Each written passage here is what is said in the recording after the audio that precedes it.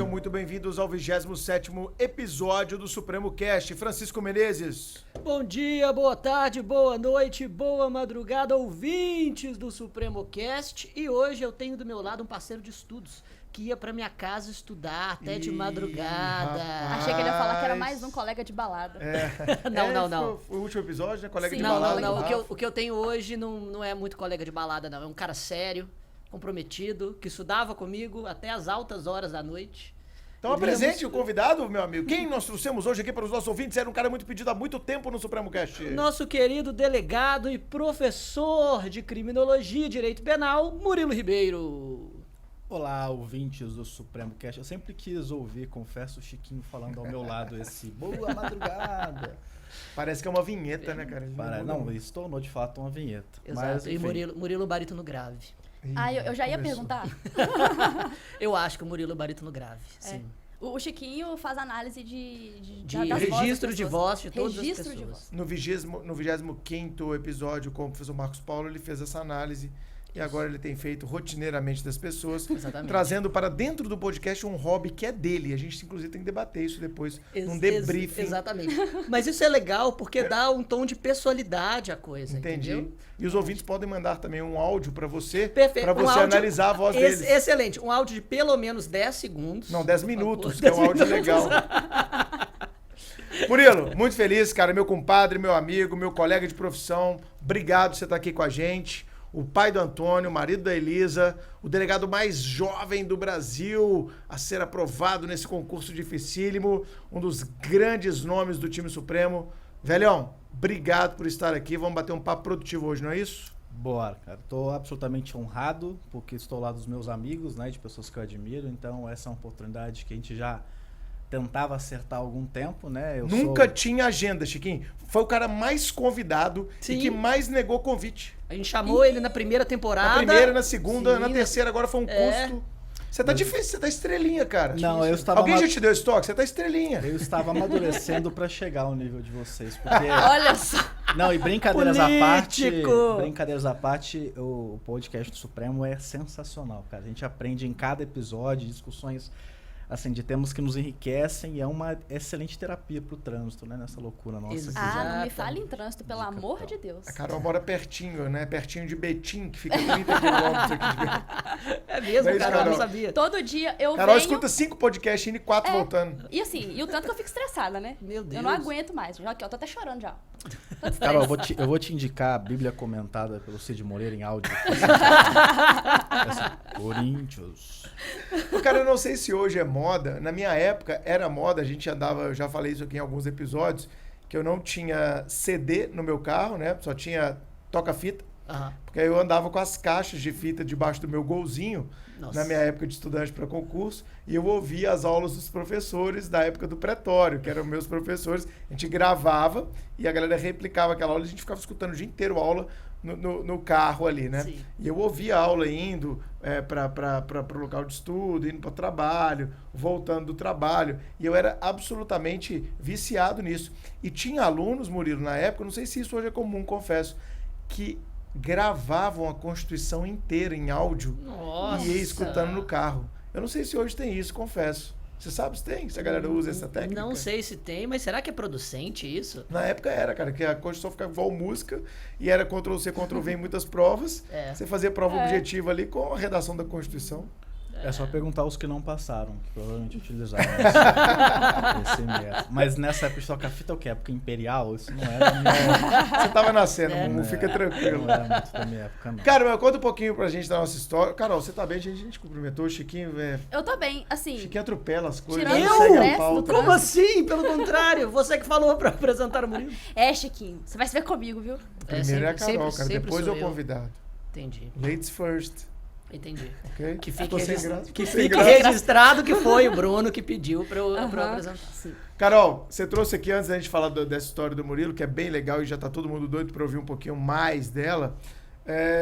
Você separou uns comentários, né, dos nossos alunos publicados em Isso redes mesmo. sociais, enviados pelo e-mail. Bom, do episódio, 24º episódio, lá da Fatinha, a gente teve, e do Bruno Torquato, a gente teve alguns comentários aqui, não foi isso? O João Augusto mandou pra gente: ótimo podcast, poderia ter um semanal sobre bioética e biodireito.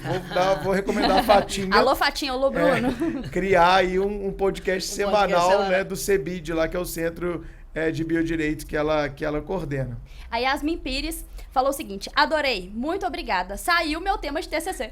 Esse episódio do bioética e biodireito tem uns 40 temas de Sim. TCC ali. Quem tá procurando sugiro ouvir o 24º episódio.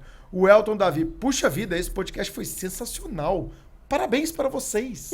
Ata jurídica, esse tema arrebenta, vou ouvir na íntegra. Isso aí, sobre o podcast do Marcos Paulo, o nosso último, na verdade o penúltimo, o 25º, que foi publicado, o Rafael Cavalieri disse: mais uma vez os professores do Supremo são imparciais e técnicos. Marcos Paulo esbanja conhecimento jurídico. Ó, gostou? Olha só. Marcos Paulo também é. Marcos Paulo, aquele episódio dele, cara, eu ouvi uma Sensacional, vez né? e meia. Eu tô tentando terminar a segunda Sim, vez. sim. E Foi muito eu bom. falei, tinha que ouvir aquele episódio, não sei se você já ouviu, Murilo, com a caneta e Exatamente. papel na mão. Cara, é tanta tese Sim. que ele levantou, tanto de tese de inconstitucionalidade que ele levantou do pacote de crime, que segundo ele é a pior lei já editada no penal e no processo penal no Brasil. Opinião polêmica, mas justa. Cara, mas o Marcos Paulo é um informativo ambulante. Não, né? tá Sensacional. Tá nervoso. Ele fica, e na composição... Na isso, primeira turma, quem usava meias roxas. Exatamente. Não, já ele posso é um- comer ele é um- uma manga. Ele é um monstro mesmo. O Leandro Sá comentou: sensacional, cada dia melhor os podcasts. O Fabrício Giacomini, professor Marcos Paulo é genial, literalmente um ponto fora da curva. Então é isso, pessoal, continuem mandando aí os feedbacks sobre os episódios passados, que a gente vai lendo aqui para vocês. Muito obrigado mais uma vez por divulgarem, o grande fator de divulgação do Supremo Cast e responsável, sem dúvida alguma, pelo nosso crescimento, que é cada dia mais latente, né, Chiquinho? Rumo a ser o quê? O melhor da podosfera. Isso aí, Não, garoto. o melhor a gente já é, o maior. Maior. Boa, garoto. E são os alunos, né, Chico? Toda semana, o Murilo vai provar isso a partir de hoje. Sim. Que a galera tá ouvindo esse episódio agora e vai Exato. começar. Cara, é uma chuva.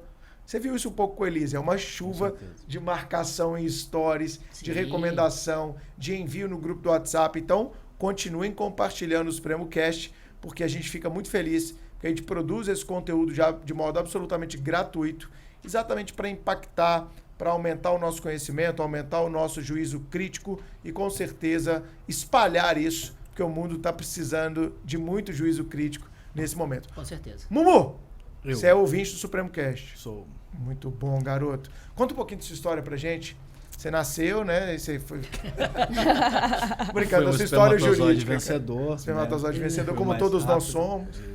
Mas conta um pouquinho da sua história. Você formou lá em Londrina, não foi isso? No Paraná? Maringá, no Paraná. Maringá, verdade. Saí de casa no auge dos meus 17 anos, né? Meus pais são do interior de São Paulo. De Ourinhos, né? Isso, de Ourinhos. Mas eu nasci em Cerqueira César, que é uma cidade um pouquinho menor, no interior de São Paulo, pertinho dali. E aí fui me aventurar aos 17 anos na faculdade de Direito. Já com sonho de ser delegado de polícia, que é o curioso, né? Porque É. com 16, 17 anos a gente não sabe o que a gente quer Exatamente. vestir no dia. E até no segundo ano colegial eu queria ser engenheiro ou arquiteto. No terceiro que você decidiu? E aí no terceiro uma amiga disse, olha, eu fui tirar um passaporte, conversei com o delegado e aí não sei porque o que ele faz é a sua cara. E aí, Sério? Ela sério. disse isso? Ela disse isso. Ela falou, troca um e-mail com ele. E aí mandei um e-mail para esse delegado, José Navas, Você, Navas, gente finíssima. o Zampier conhece. E, Trabalhou cara, comigo na Copa do Mundo. e eu tenho hoje tanta gratidão e paciência com quem quer me perguntar sobre a jornada, sobre a carreira, porque esse cara foi um verdadeiro santo na terra. Eu mandava pra ele, mas índio, você já aprendeu? E aí ele me contava a história das operações com índio. Aí ele tinha lá um amigo isso? que era o seccional da Polícia Civil. Aí um belo dia ele falou, cara, pega suas férias, já que você tem tanta pergunta que você quer, vem pra cá. Ele era de Marília, que era pertinho da cidade dos meus Aham. pais. E aí meu pai precisava renovar o registro de arma de fogo. Falei, vamos.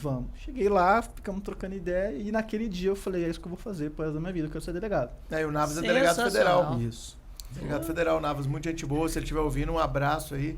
A gente, professor também, o Navas. Ele é professor também, um cara super. Caramba. Nota 10. E aí ele ficou, né, muito tempo na fronteira, então lidou com muitas coisas também. E eu falei, cara, esse negócio de investigar eu quero fazer pro resto da minha vida. E eu tenho essa vertente que eu não sei, essa virtude que eu não sei se ela é qualidade ou se ela é defeito, mas quando eu coloco, Elisa que eu diga, quando eu coloco alguma coisa na minha cabeça, bicho, não tem quem tire. E se isso for bom ou ruim, eu vou chegar até lá ainda pra falar, é verdade, todo mundo tava certo, é uma merda Não, que isso eu fiz, eu acho que é qualidade. Não, Isso é até Cada agora tem vez sido bom na mais- sua vida, né? Eu acho, eu não sei se você concorda, Chico, Carol, eu acho que isso, essa resiliência, essa persistência, ou essa Sim, obstinação, sim. eu acho que é a palavra mais correta Claro. para descrever o que o Murilo tá colocando. Eu acho que ela tá tão em baixa hoje, cara. Acho que tem tão Tá mesmo. pouca gente que começa a focar, já desfoca, já muda de caminho, já não tem certeza, já tem uma ansiedade. Eu acho isso uma puta característica, uma puta qualidade, cara. Parabéns. É, mas quem tá do seu lado às vezes sofre, né? Se não concorda com uma escolha sua ou outra, enfim, mas... Cara, mas se ajustar, né? Ajustar os Exato. pontos, se relacionar a Seguimos isso. construindo a nossa história. E aí foi assim, aí eu decidi no terceiro colegial que eu queria ser delegado, e para ser delegado eu precisava fazer direito. E aí Sim. fiz os vestibulares todos ali, das estaduais região. do Paraná, assim, 4 faculdades públicas no vestibular. Tive a oportunidade de continuar morando na casa dos meus pais e fazer a UEMP em Jacarezinho, que foi por muito tempo a melhor faculdade de direito do país, uma super reconhecida. Mas eu falei, eu quero ter essa experiência de morar fora de casa, né? Sempre fiquei aqui na asa, então quero ver se isso me amadurece. E aí fui para Maringá. E seus pais são microempresários, né? Conheço a Isso, família hoje, eles eles têm um mercado, no né? supermercado, e aí sempre gostei do negócio deles, mas quando eu coloquei esse sonho na minha cabeça, eu falei, olha, não sei se eu volto, se volto para ajudar a tocar o negócio, mas Como a maioria dos concurseiros, classe média, isso. né? Uma vida que não faltava nada, mas É, também a não sobrava história demais. dos meus pais é muito bonita. É isso que cara, eu queria chegar. Porque, e assim, de fato, são os meus maiores exemplos nesse sentido. E minha mãe me teve com 17 anos, meu pai 21, meus pais são super novos. Super novos. Minha mãe não tem 50 anos, meu pai tem 50 e pouquinho. E, assim, meu pai começou como empacotador de compras de um supermercado e saiu de lá como gerente pica administrativo de uma rede. Depois saiu e montou o dele. Minha mãe teve um acidente de trabalho quando eu era... E eu tenho uma irmã, tenho 2 irmãs, uma mais nova que eu, 1 ano e pouquinho. E quando estávamos nós dois muito nenenzinhos, minha mãe sofreu um acidente de trabalho, perdeu 4 dedos da mão. Nossa. Nossa. E assim, cara, a história dos meus pais é trabalho, trabalho, trabalho, trabalho. E aí eu via meus pais na folga fazendo ovo de Páscoa para complementar a renda. E, cara, esse foi o exemplo da minha vida, porque eles foram prosperando, depois conseguiram montar o seu negócio e aí, pô, cuidaram de mim, da minha família e das minhas irmãs com a melhor educação possível, que sempre foi a melhor virtude que eles quiseram nos passar.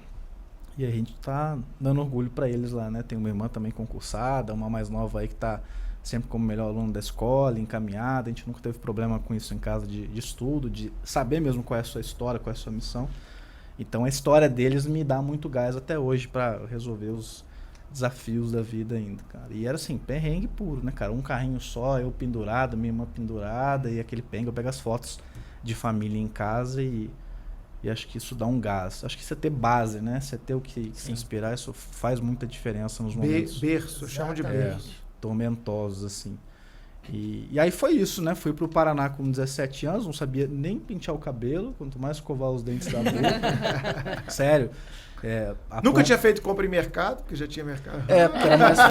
Ou nunca tinha desembolsado, né, pela compra do mercado. Eu achava que meu pai ganhava as coisas que ele vendia lá. E aí, cara, tem muitas histórias engraçadas dentro do começo da faculdade. Minha mãe me falou, ó, frango, tá aqui o filé de frango. Se você quiser ele frito, você...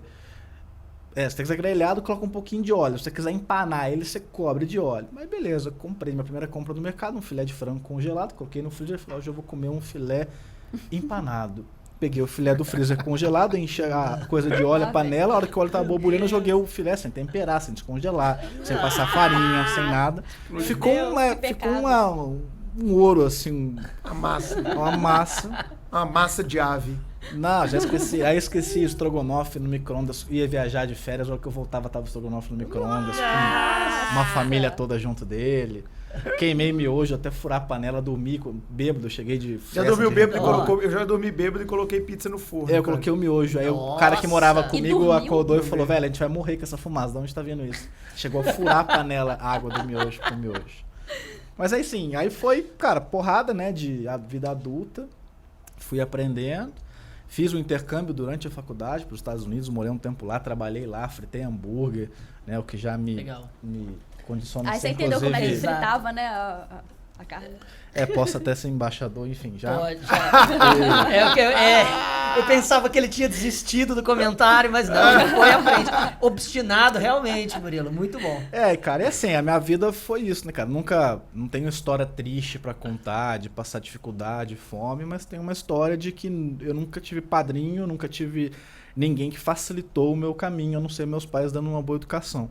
E por isso que eu trabalho muito isso com os alunos aqui e tal, que a gente é dono da nossa história, né, cara? Isso aí. Foi ralando, foi tendo ciência. Não julgo, por exemplo, na época de faculdade eu morava depois na República com mais 4 pessoas. Um era promotor de festa, e até hoje, inclusive. E assim, vida de faculdade, interior do Paraná, aquela festança danada. E, cara, eu falei, eu vou usar a faculdade para chegar no meu objetivo. Porque eu não estava disposto a passar por aquilo e ainda ter um período depois buscando isso que era o meu sonho. E não julgo quem fez o contrário, porque cada um sabe da sua história. Eu deixei de aproveitar também muita coisa nesse sentido. Mas você teve, te conhecendo hoje, cara, tendo uma convivência extra classe como a gente tem, quem não sabe, eu sou padrinho do filho do Murilo também, né? Eu vejo que sua vida foi equilibrada. Você mesmo acabou de falar. Na faculdade eu estudei e tal, mas também farriei um pouco. Sim, Porque não é que... Porque, cara, por que eu quero desconstruir isso? A minha vida também foi muito assim. Eu era muito Caxias na faculdade, mas eu era, por exemplo, fui do DA, fundei a Atlética, eu participava de todas as festas da faculdade, eu estava em tudo quanto é tumulto. Mas assim, e não deixava de estudar, cara, e era assim, dos top 3 da minha sala, modéstia à parte. E eu vejo ser um pouco assim também. Porque a galera acha que quem passa em concurso e chega assim a dar aula e tal, são os caras fora da curva, uns caras abissal. Não. E não tem nada disso. Eu acho que a gente precisa desconstruir essa imagem, sabe? Exato. O que eu fiz durante a faculdade foi antecipar um esforço que geralmente as pessoas fazem depois desse término, né? Então eu não fiz um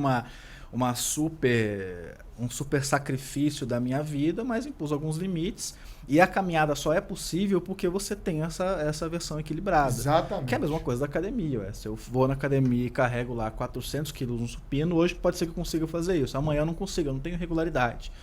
Então, a caminhada para concursos, ela é assim. Você tem que ter noção, primeiro, que o caminho às vezes é mais importante que a linha de chegada. Isso é a superior. A melhor convicção que eu tenho, que pouca gente entende, por quê? Por 2 questões muito sérias. Segundo, pode ser que a chegada que você alcance não seja a chegada que você espere, ou que automaticamente após essa chegada você traça uma nova chegada, porque nós somos assim como seres humanos. Exato. Claro. E segundo, pode ser que você não chegue nessa chegada que você programou, por diversos motivos. Porque mude os seus ventos, porque você teve uma nova percepção, porque você se encontrou num outro lugar. Então, entender que esse caminho, para quem está, por exemplo, que é o nosso público-alvo, batalhando em concursos públicos, é de que você tem que enfrentar esse período como um período de autoconhecimento, né, de evolução. Como nós somos hoje aqui, cada um com seus sonhos, entendendo que, olha, eu quero chegar até lá, mas eu preciso curtir isso, porque senão nunca vai ter fim. Exato. E eu vivi atrás de uma coisa que eu nunca... saudades do que a gente não viveu, né?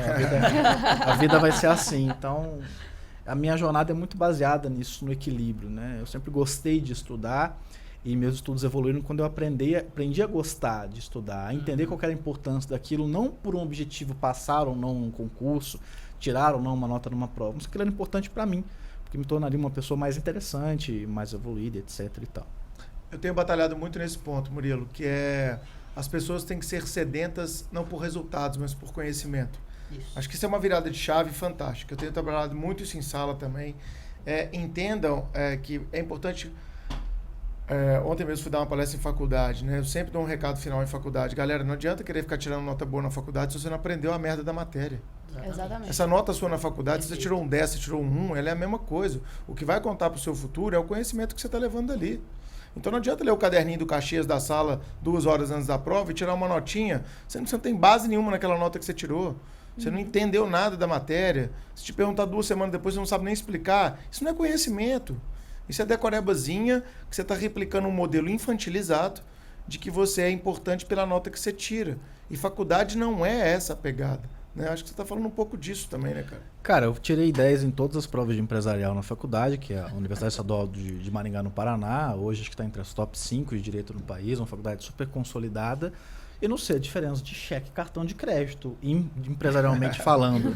Então, e era isso mesmo. E fiz essa opção durante a faculdade, porque eu sabia que para antecipar esse sonho eu ia ter que limitar algumas coisas. Então, para as matérias que não caíam no concurso do meu interesse, Você já começou a limitar. eu limitei. Então, eu vou estudar 2, 3 dias antes, prestava atenção nas aulas, me interessava por aquilo, porque o conhecimento do direito ele é interligado, obviamente, você sabe muito bem disso. Claro. Sim. Que é um erro das pessoas, né? Ah, não vou estudar civil, Exato. porque civil não tem nada com penal. E tem tudo Tem com tudo. penal. Claro que tem. Eu e o Chiquinho, a gente sempre mostra isso. Então, e aí fiz essa escolha. E aí deu certo, né? Eu fiz a primeira fase de delegado de Minas no 4º ano da faculdade.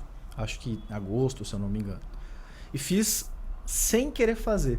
Um amigo que hoje é DPF em Três Lagoas, amigão meu, Caio. A gente estudava juntos, nós estávamos em 3. Já me deu um avião com uma tonelada de cocaína. Exato, que você não...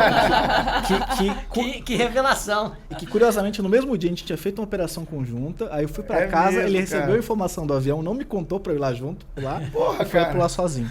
Foi fazer a graça dele. Foi só uma virada de noite daquelas... Sem contar que ele tinha estragado a operação de dia, mas isso é um papo pra um outro momento. Antes que fazer operação de tarde, de noite e de madrugada, cara. Já fui bom já.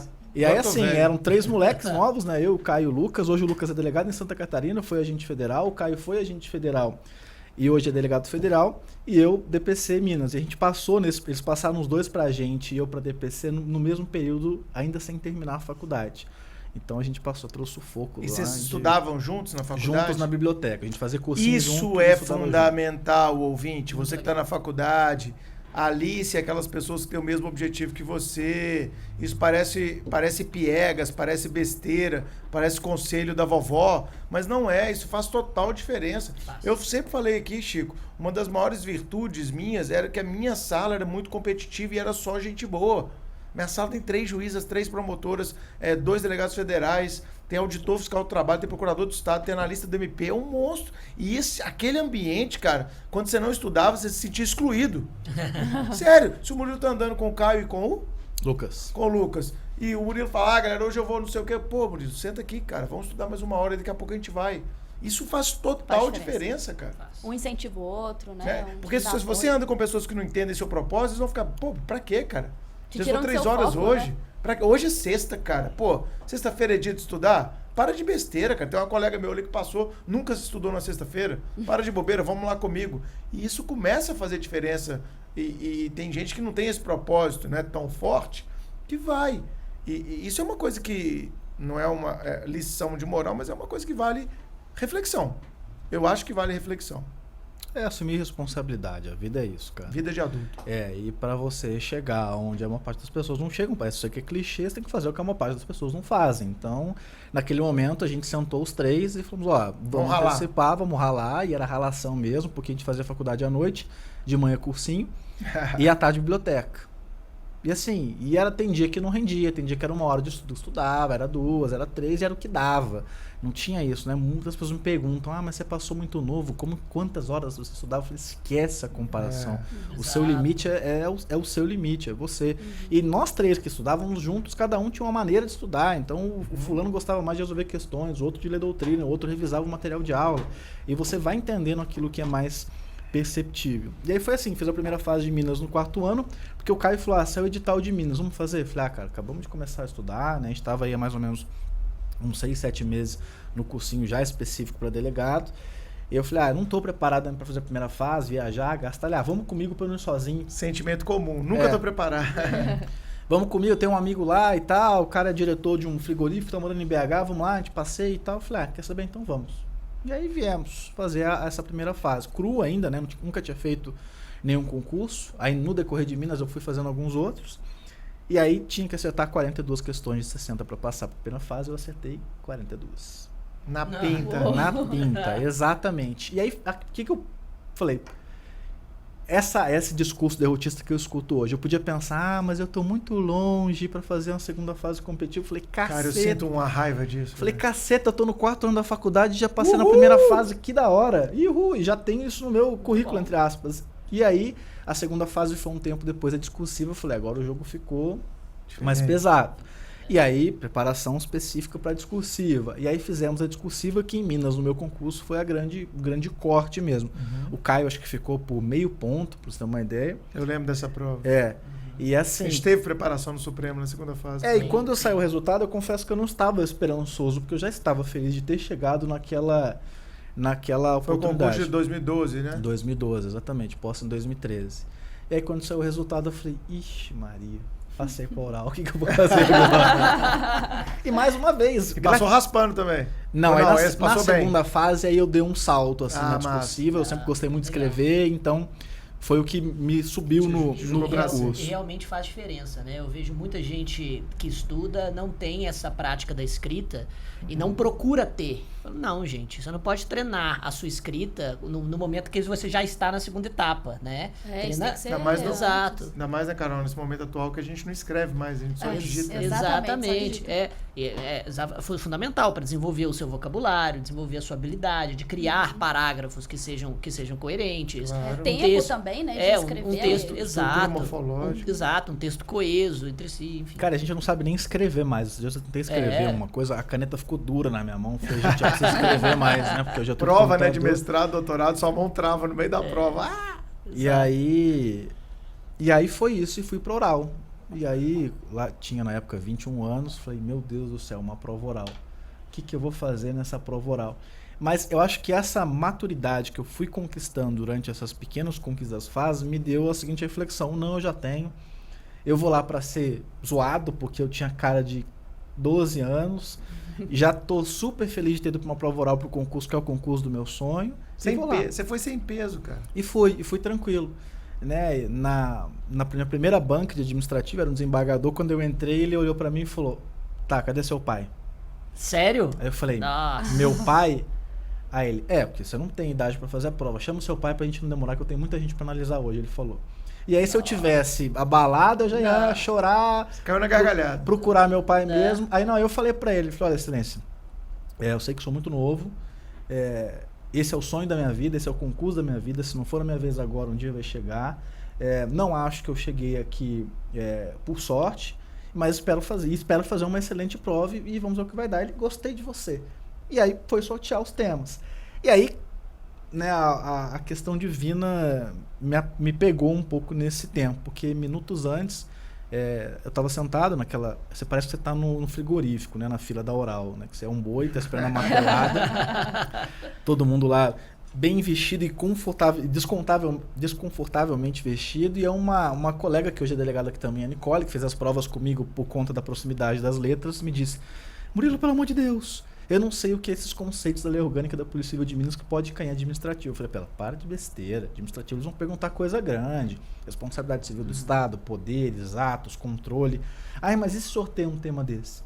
Eu falei, então vem aqui, pra você não ficar nervosa. E aí decorei com ela, cara, que era cargo em comissão, cargo em provimento efetivo, nível, grau. Foi exatamente essa a minha primeira pergunta da prova. Nossa Senhora. Sensacional. E aí eu falei, pô, tem alguma coisa Acontecendo. acontecendo aqui, né? Então, quando eu respondi, o desembargador olhou pra minha cara e fez que eu não consigo reproduzir essa cara, talvez no YouTube. Assim, ele olhou pra mim assim e falou, de onde você veio? Né? Porque eu tinha tudo na ponta da língua. E aí, fiquei livre. Nesse momento eu fiquei leve na oral, porque é um ambiente absolutamente pesado, assim. Uhum. E aí fui para as demais bancas. E aí toda banca que eu entrava era uma piada da minha idade. Nossa, mas 21 anos, será que você vai conseguir prender alguém? Assim, aquelas brincadeiras, entre aspas, maldosas para ver se você desestabilizava, mas de fato a banca estava analisando alguém que ia se tornar delegado de polícia. Que talvez das carreiras jurídicas é o cargo que mais exige postura. Postura no sentido de decisão tomada em questão de segundos, o que vai impactar na vida de alguém. Sem dúvida alguma é que exige Sim. mais liderança. Liderança do sentido de gestão da palavra. Eu não vejo nenhuma carreira jurídica como delegado que exija tanta liderança. Liderança do time. Você pode perder o time muito rápido, você pode ganhar o time muito rápido. Você está confiando a sua vida e a vida deles na sua mão o tempo inteiro. Eu tenho absoluta convicção do que você falou, cara. Liderança muito forte. E aí foi assim, né? Eu lidando com a faculdade, aí já estava no último ano de faculdade, a oral foi feita antes ainda da divisa do primeiro e do segundo semestre. Passei na oral. Quando chegou o resultado, eu falei, e agora? Parece que está chegando perto, né? Aí fiz os testes físicos, médicos, psicotécnicos, enfim. E aí outro medo começou a me tomar conta, porque eu tinha que ter a graduação em Direito na posse, né, na nomeação, enfim, e eu não tinha terminado a faculdade, né, ainda faltava pelo Nossa. menos 6 meses para eu terminar a faculdade. Só que naquela época, diferente do que é hoje, a academia de polícia ainda era uma etapa do concurso. Então a gente não tomava posse antes, né? Eu era aspirante a delegado de polícia, aluno, a academia era uma etapa do concurso. E aí consegui uma autorização especial, via MEC, via universidade, via tudo, para que eu conseguisse cursar ao mesmo tempo a academia de polícia e o restante da faculdade. Então, antes de vir para a academia de polícia, eu antecipei as matérias, fiz as provas, antecipei a defesa do meu TCC e fiquei com as atividades complementares. Então, eu voava todo fim de semana de BH para Maringá, gastei acho que meu salário de 1 ano fazendo isso, para cumprir com a agenda da universidade, fazer diversas provas, enfim. Então, foi um período assim desgastante, mas absolutamente recompensador.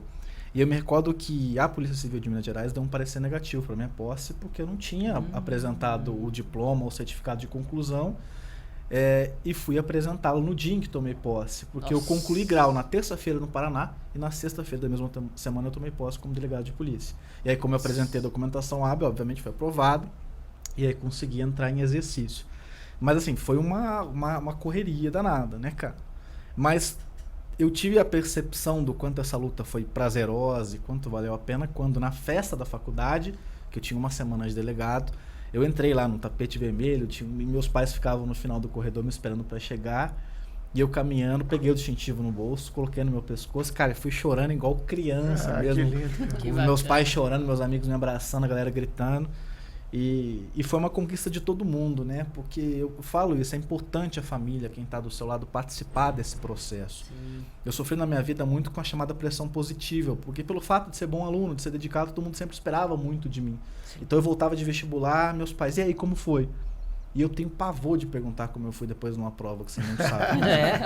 Às vezes eu ficava irritado, descontava, até de forma desproporcional, isso gerava uma chateação, até que um dia eu sentei e falei, galera, essa caminhada que eu tô procurando é uma caminhada difícil, eu não sei quando ela vai chegar e se ela vai chegar, então a gente tem que topar essa parada junto. Eu preciso que vocês estejam do meu lado, apoiando nas minhas decisões, como sempre apoiaram, mas tirando um pouquinho do pé dessa expectativa, porque isso me faz mal, né? Cada concurso que eu fazia, ou na época do vestibular, cada vestibular que eu fazia, sempre, o Murilo vai passar, o Murilo já tá não sei o quê. Então eu sofri um pouco com isso. E aí fui, Triângulo Mineiro, primeira lotação, recém-completados 22 anos. Na época fui considerado o delegado mais jovem do Brasil em atividade, pela Secretaria Nacional de Segurança Pública. E aí começa a minha história na polícia, né, cara? Que história Muito fantástica, bacana, cara. muito Então, bacana. é um grande exemplo pra gente, cara. Tenho certeza que vários ouvintes se emocionaram agora ao ouvir essa história. De um cara super querido por todo mundo, um cara que mostra que não tem facilidades na vida mesmo, é tudo com muito esforço, com muito suor. Até hoje, né, velho? Dar aula, ser pai, ser delegado, ser professor, ser condutor do projeto do Endelta que você e a Elisa têm. São múltiplas atividades e você continua brilhando em todas elas. Agora está lotado na FICO, que é a Força-Tarefa Integrada entre a Polícia Civil, a Polícia Federal, a Polícia Rodoviária, aqui em Minas Gerais, tocando várias operações, defendendo a sociedade mineira, não é isso, Bumbu? Pois é, né, esse atual projeto é bem desafiador, mas é bem no tema até do que a gente vai conversar do nosso assunto de hoje aqui. Exato. Que é lidar, né, de fato, com a criminalidade organizada na sua essência mesmo, né, não do que a gente até vai criticar durante a exposição. E nesse projeto, né, de integração, de entender como funciona a segurança pública, do tipo de resposta que a gente vai dar, das dificuldades. Então, tô bem contente com essa atual realidade. Pai, né, do Antônio, de 10 meses, que muda a vida da gente de cabeça para baixo. 11 Completamente. meses. 11 meses. 11 meses fez ontem. 11 verdade. meses. A Elisa vai brigar. Você ganhou uma estrelinha com a Elisa e eu perdi 53 agora, né? Ele fez ontem 11 meses. Foi dormir 1h da manhã. Então, por esse vacilo dele, ele tem 10 meses.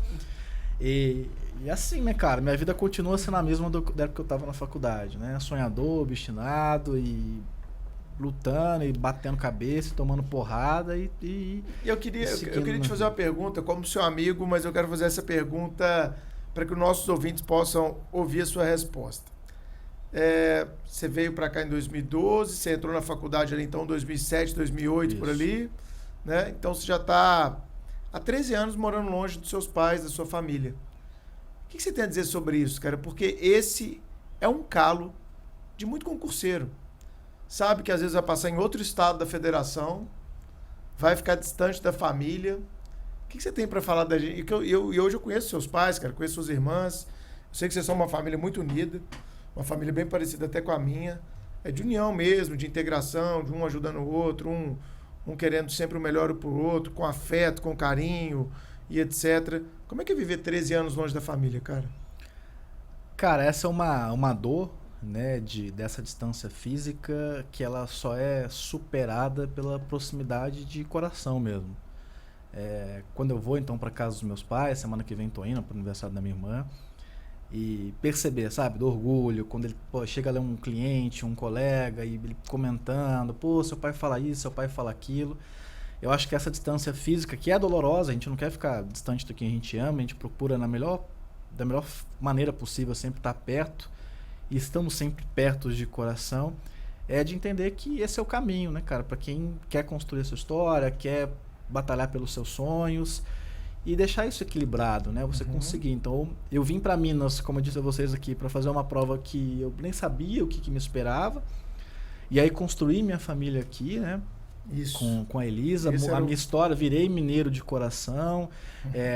A minha vida se concentrou tanto aqui que eu tenho projetos de trazer, inclusive, a minha família para cá, os meus pais para cá. Sério? Legal.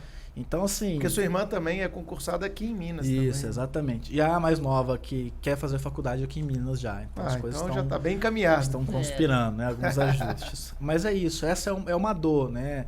Você sair do seu embrião paterno, materno. Eu sempre sou um cara muito família. Eu não sou dos mais ligados em signo, não conheço, mas sou canceriano. Então, as pessoas falam que canceriano é família pura, né? Drama família? puro. Drama puro. Drama puro. Então essa é uma dor, claro, porque dá saudade desde a época da faculdade, você fica longe deles, mas eu acho que esse retorno de comunhão mesmo, de felicidade, de orgulho, de admiração recíproca que eu tenho pela história deles, que eles têm pela história que eles construíram com o filho dele, eu acho que isso é o que nos dá. E meu pai é um moleque, minha mãe também é uma menina. Super assim, gente boa. Então quando a gente se encontra, a gente se diverte pra caramba. Bacana. E agora tá todo mundo babando lá, que eles são avós cruz, né? Mas, enfim, a gente tem que estar disposto a isso também. É isso aí.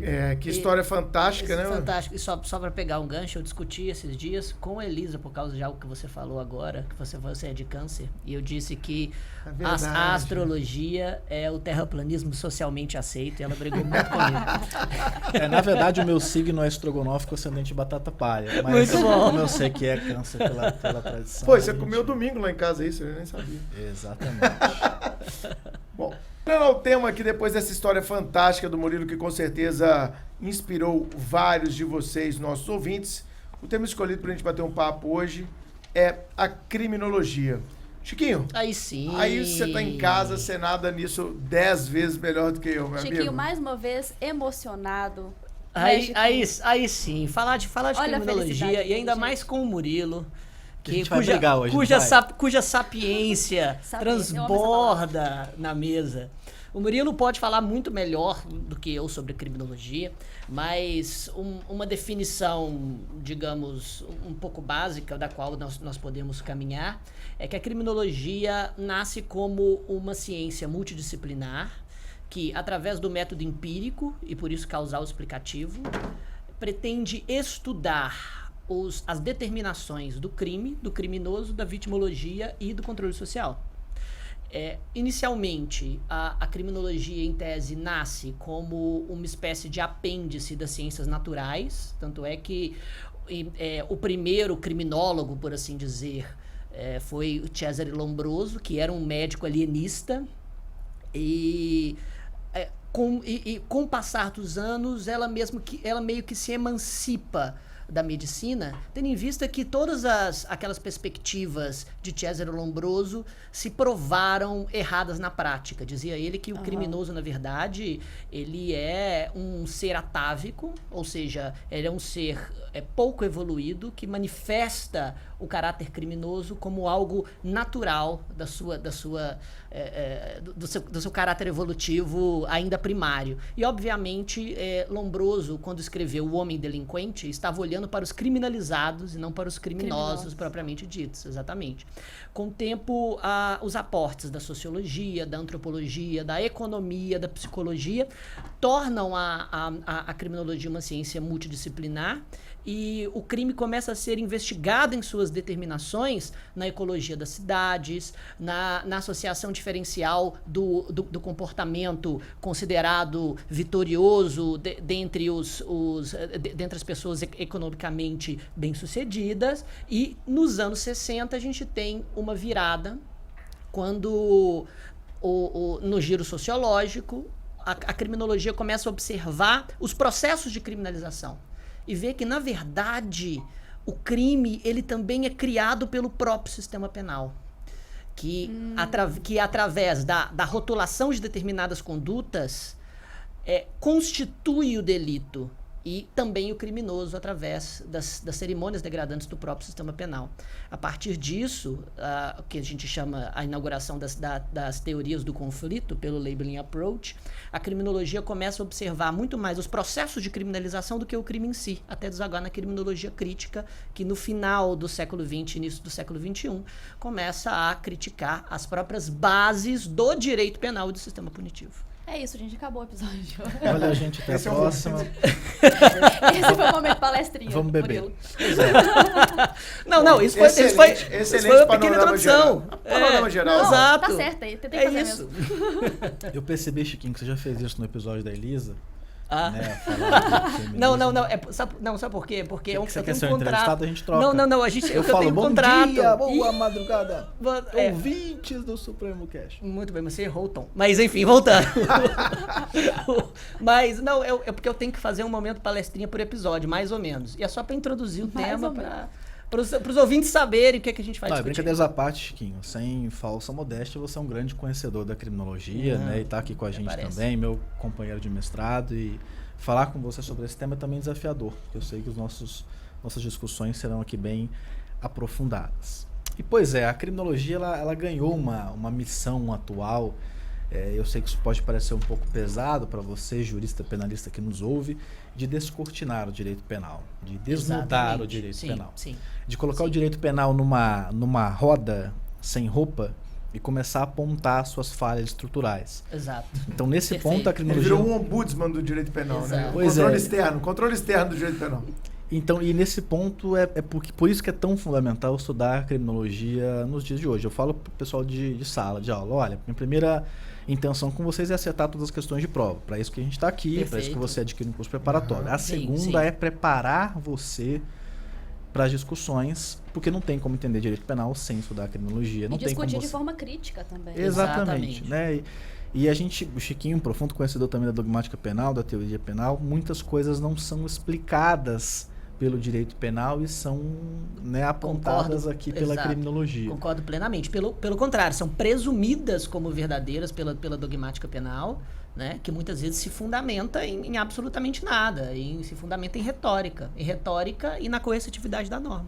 E as conclusões da criminologia, elas machucam, elas doem. Sim. Né? Então é por isso que é importante eu ter esse retorno. Vocês acham que, aí vem a pergunta do leigo aqui, você acha que é possível hoje um cara ser bom em penal sem ser profundo conhecedor da criminologia? Ou ele vai ser um penal razão ali? Ele vai ser um penal enganado, né? Porque Exato. ele vai reproduzir, como o Chiquinho falou, conclusões que são desassociadas, completamente desassociadas, né? da realidade. Perfeito. Então, na semana passada eu defendi minha dissertação de mestrado falando sobre as agências de controle. Nota máxima, hein, Chiquinho? Muito bom. Sensacional isso. Porrada 2h30 lá, mas enfim. Normal. Falando sobre isso, né? Porque há uma distância gigantesca entre a teoria do direito penal e o que a gente vivencia. Então é fundamental que a gente tenha esse senso crítico para entender primeiro quais são as origens, de que forma que o criminólogo vai buscar essas informações. Exato. Porque as pessoas pensam que direito penal e criminologia têm objetivos diferentes. Não tem. O direito penal e a criminologia eles buscam, então, trazer a prevenção do crime, explicar o fenômeno criminoso, qual a melhor forma que a gente vai intervir na pessoa do infrator. E é com uma receita simples que eu falo em sala de aula. A gente admite prisão perpétua no Brasil? Não. Admite pena de morte em situações de normalidade? Não. Então, o que nós, enquanto membros da sociedade, esperamos? Que esse criminoso, que de alguma forma é segregado, é rotulado, que ele retorne a esse convívio. Então, eu tenho que estudar uma maneira de intervir nele da melhor forma possível. Primeiro, para que ele entenda o caráter punitivo E esse é um erro das pessoas, acreditarem que a criminologia, no seu aspecto mais crítico, ignora a punição pelos atos. Pelo contrário. Não, acho que O não. criminoso tem que ser punido, tem que ter ciência, mas a gente tem que fazer uma intervenção que seja positiva para a própria sociedade, né? E analisar esse modelo. E quando a gente convive com essa realidade brasileira, por exemplo, mas que é uma realidade mundial, de sistema penitenciário, né, completamente fora de tudo que você vê na teoria bonitinha do direito penal, a criminologia levanta o braço e diz, olha, eu quero falar, eu quero apontar o que está de errado aí nessa história. Qual que seria a diferença, assim, entre a criminologia e o direito penal? É possível apontar essa diferença? Sim, né? Principalmente pela metodologia utilizada para se chegar nesse conhecimento, né? O criminólogo, ele é o curioso, ele não é exigida dele uma formação em direito, então ele pode ser um jurista, ele pode ser um sociólogo, ele pode ser um jornalista. Inclusive na Europa, eu e o Chiquinho até conhecemos, né? Uma menina no ano passado, lá no Congresso de Natal, do Grupo Notório, existe faculdade só de criminologia. Exato. Eu não sei se no Brasil tem, desculpa a ignorância. A minha palestra foi sobre o tema da teoria da associação diferencial e a corrupção. E ela veio conversar comigo depois, falando, não, eu sou formada em criminologia na Que Europa legal, e isso tal. é um curso Jaqueline, específico. que ela chama. Exatamente. Exatamente, troquei uns e-mails com ela depois. Não, perfeito. E então a metodologia empregada pela criminologia, ela é diversa da metodologia empregada pelo direito penal. Quando a gente fala no direito penal, na aplicação da lei penal, a gente fala em um direito penal lógico, abstrato, nesse sentido dedutivo, porque ele vai primeiro criar uma norma penal incriminadora abstrata, um modelo de comportamento, para depois analisar uma situação particular. E a criminologia faz justamente o contrário. Sim. Análise empírica, né, de análise e observação da realidade. Então, se nós estamos discutindo sobre penas, o jurista de direito penal ele vai ler 1000 livros sobre teorias da pena, buscar toda a origem principiológica, dogmática e etc. O criminólogo não. Ele vai sentir os efeitos da pena em quem está sofrendo essa sanção. Então, a criminologia ela é empírica, ela é indutiva, ela é interdisciplinar. A metodologia empregada é completamente diversa. E como eu falei, as pessoas pensam que os objetivos são diversos, mas eles são comuns. Isso foi até questão de prova para escrivão aqui da Polícia Civil de Minas Gerais. Mas a metodologia empregada para chegar até esse conhecimento é diversa. E o direito penal utiliza dos conhecimentos das investigações criminológicas para criar normas penais incriminadoras. Ou se não usa, deveria usar. Exatamente. Né? Acho que o que liga essas duas ciências, enquanto a criminologia, justamente, colocou muito bem, utiliza o método indutivo, um método mais empírico e causal explicativo, e o direito, um método lógico-dedutivo e jurídico-dogmático, né, de observar a realidade para poder aplicar a normatividade, enquanto que o criminólogo observa a realidade para poder explicá-la. É como Exatamente. se a criminologia fosse o ser e o direito penal... O dever ser, perfeito, exatamente isso. E a ponte que liga esses dois saberes ou deveria ser a política criminal, que, embasada de um substrato mais científico da criminologia, cria estratégias para tentar deter, coibir e reparar as consequências do fenômeno do crime. E nesse contexto, um direito penal bem fundamentado é um dos braços da política criminal, é o braço punitivo da política criminal, mas que bebe, claro, da fonte do saber científico da criminologia. E aí nesse ponto vale uma crítica, né, do Zaffaroni, que ele diz que na realidade latino-americana a gente não consegue dissociar, estou falando besteira desse tema, dissociar a política criminal da criminologia pelo viés político da política criminal. Exato. Não político partidário, mas político da tomada de decisão baseada num ideal diferenciador. Exatamente. Então é muito bonito a gente explicar até isso. Olha, né, Antônio Garcia Pablo de Molina fala, a política criminal é a ponte eficaz da criminologia com o direito penal. E a Zaffaroni diz, olha, na realidade, principalmente da América Latina, a gente não consegue fazer essa ponte eficaz. A gente não consegue estabelecer ontologicamente a diferença entre política criminal nesse ponto, né, nesse ponto crítico, com a própria criminologia. Exatamente. Eu costumo falar na minha sala de aula que Zaffaroni é o maior criminalista vivo hoje no mundo, na minha opinião. Um dos maiores criminólogos também. Esses funcionalistas europeus não carregam uma vela para Zaffaroni. Chiquinho, você tinha falado no início, Diga. no momento palestrinha, que a criminologia estuda o crime, o criminoso, enfim. Eu queria que a gente fizesse um panorama sobre o que é o crime para a criminologia, Murilo. Perfeito. Primeira afirmação, o crime para a criminologia não é o crime para o direito penal. Perfeito. E isso é um erro que ninguém pode cometer. Embora a gente tenha algumas outras definições diversas, mas prevalece que o crime para a criminologia possui 4 características bem definidas. São elas: incidência massiva na população, E eu vou explicar cada uma: incidência aflitiva, persistência espaço-temporal e inequívoco consenso. Como assim? Incidência massiva na população. O crime não pode ser um fato isolado. E aí o melhor exemplo, o Sérgio Salomão Chicara usa isso na sua obra, ele diz, olha, na década de 80, então aqui só o Bruno estava vivo. Verdade. Nós tínhamos lá no litoral de uma praia carioca um filhote de golfinho que encalhou na areia. Esses E aí as pessoas estavam lá, se fosse hoje estavam fazendo live, selfies, enfim. Não, e aí exato. teve um ser humaninho que pegou um palito de sorvete, em vez de ajudar o golfinho, enfiou no nariz do golfinho, o golfinho morreu, não em razão de estar encalhado, mas em razão da obstrução das suas vias respiratórias.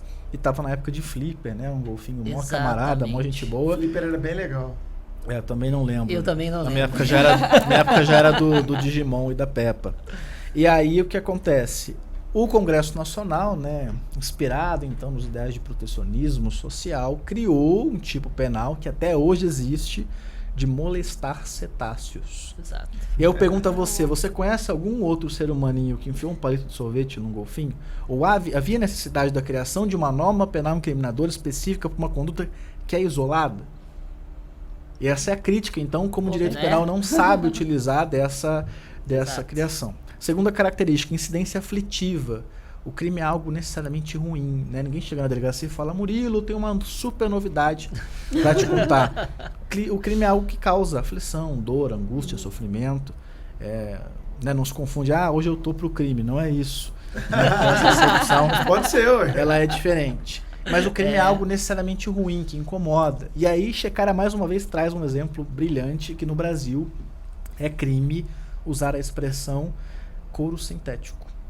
Sim, se eu fizer uma roupa, não sei se quem sabia dessa informação, que ela é naquelas leis esparsas mesmo, se eu usar numa jaqueta couro sintético, eu cometo um crime no Brasil. Como assim? Porque se é couro não é sintético, se é sintético não é couro.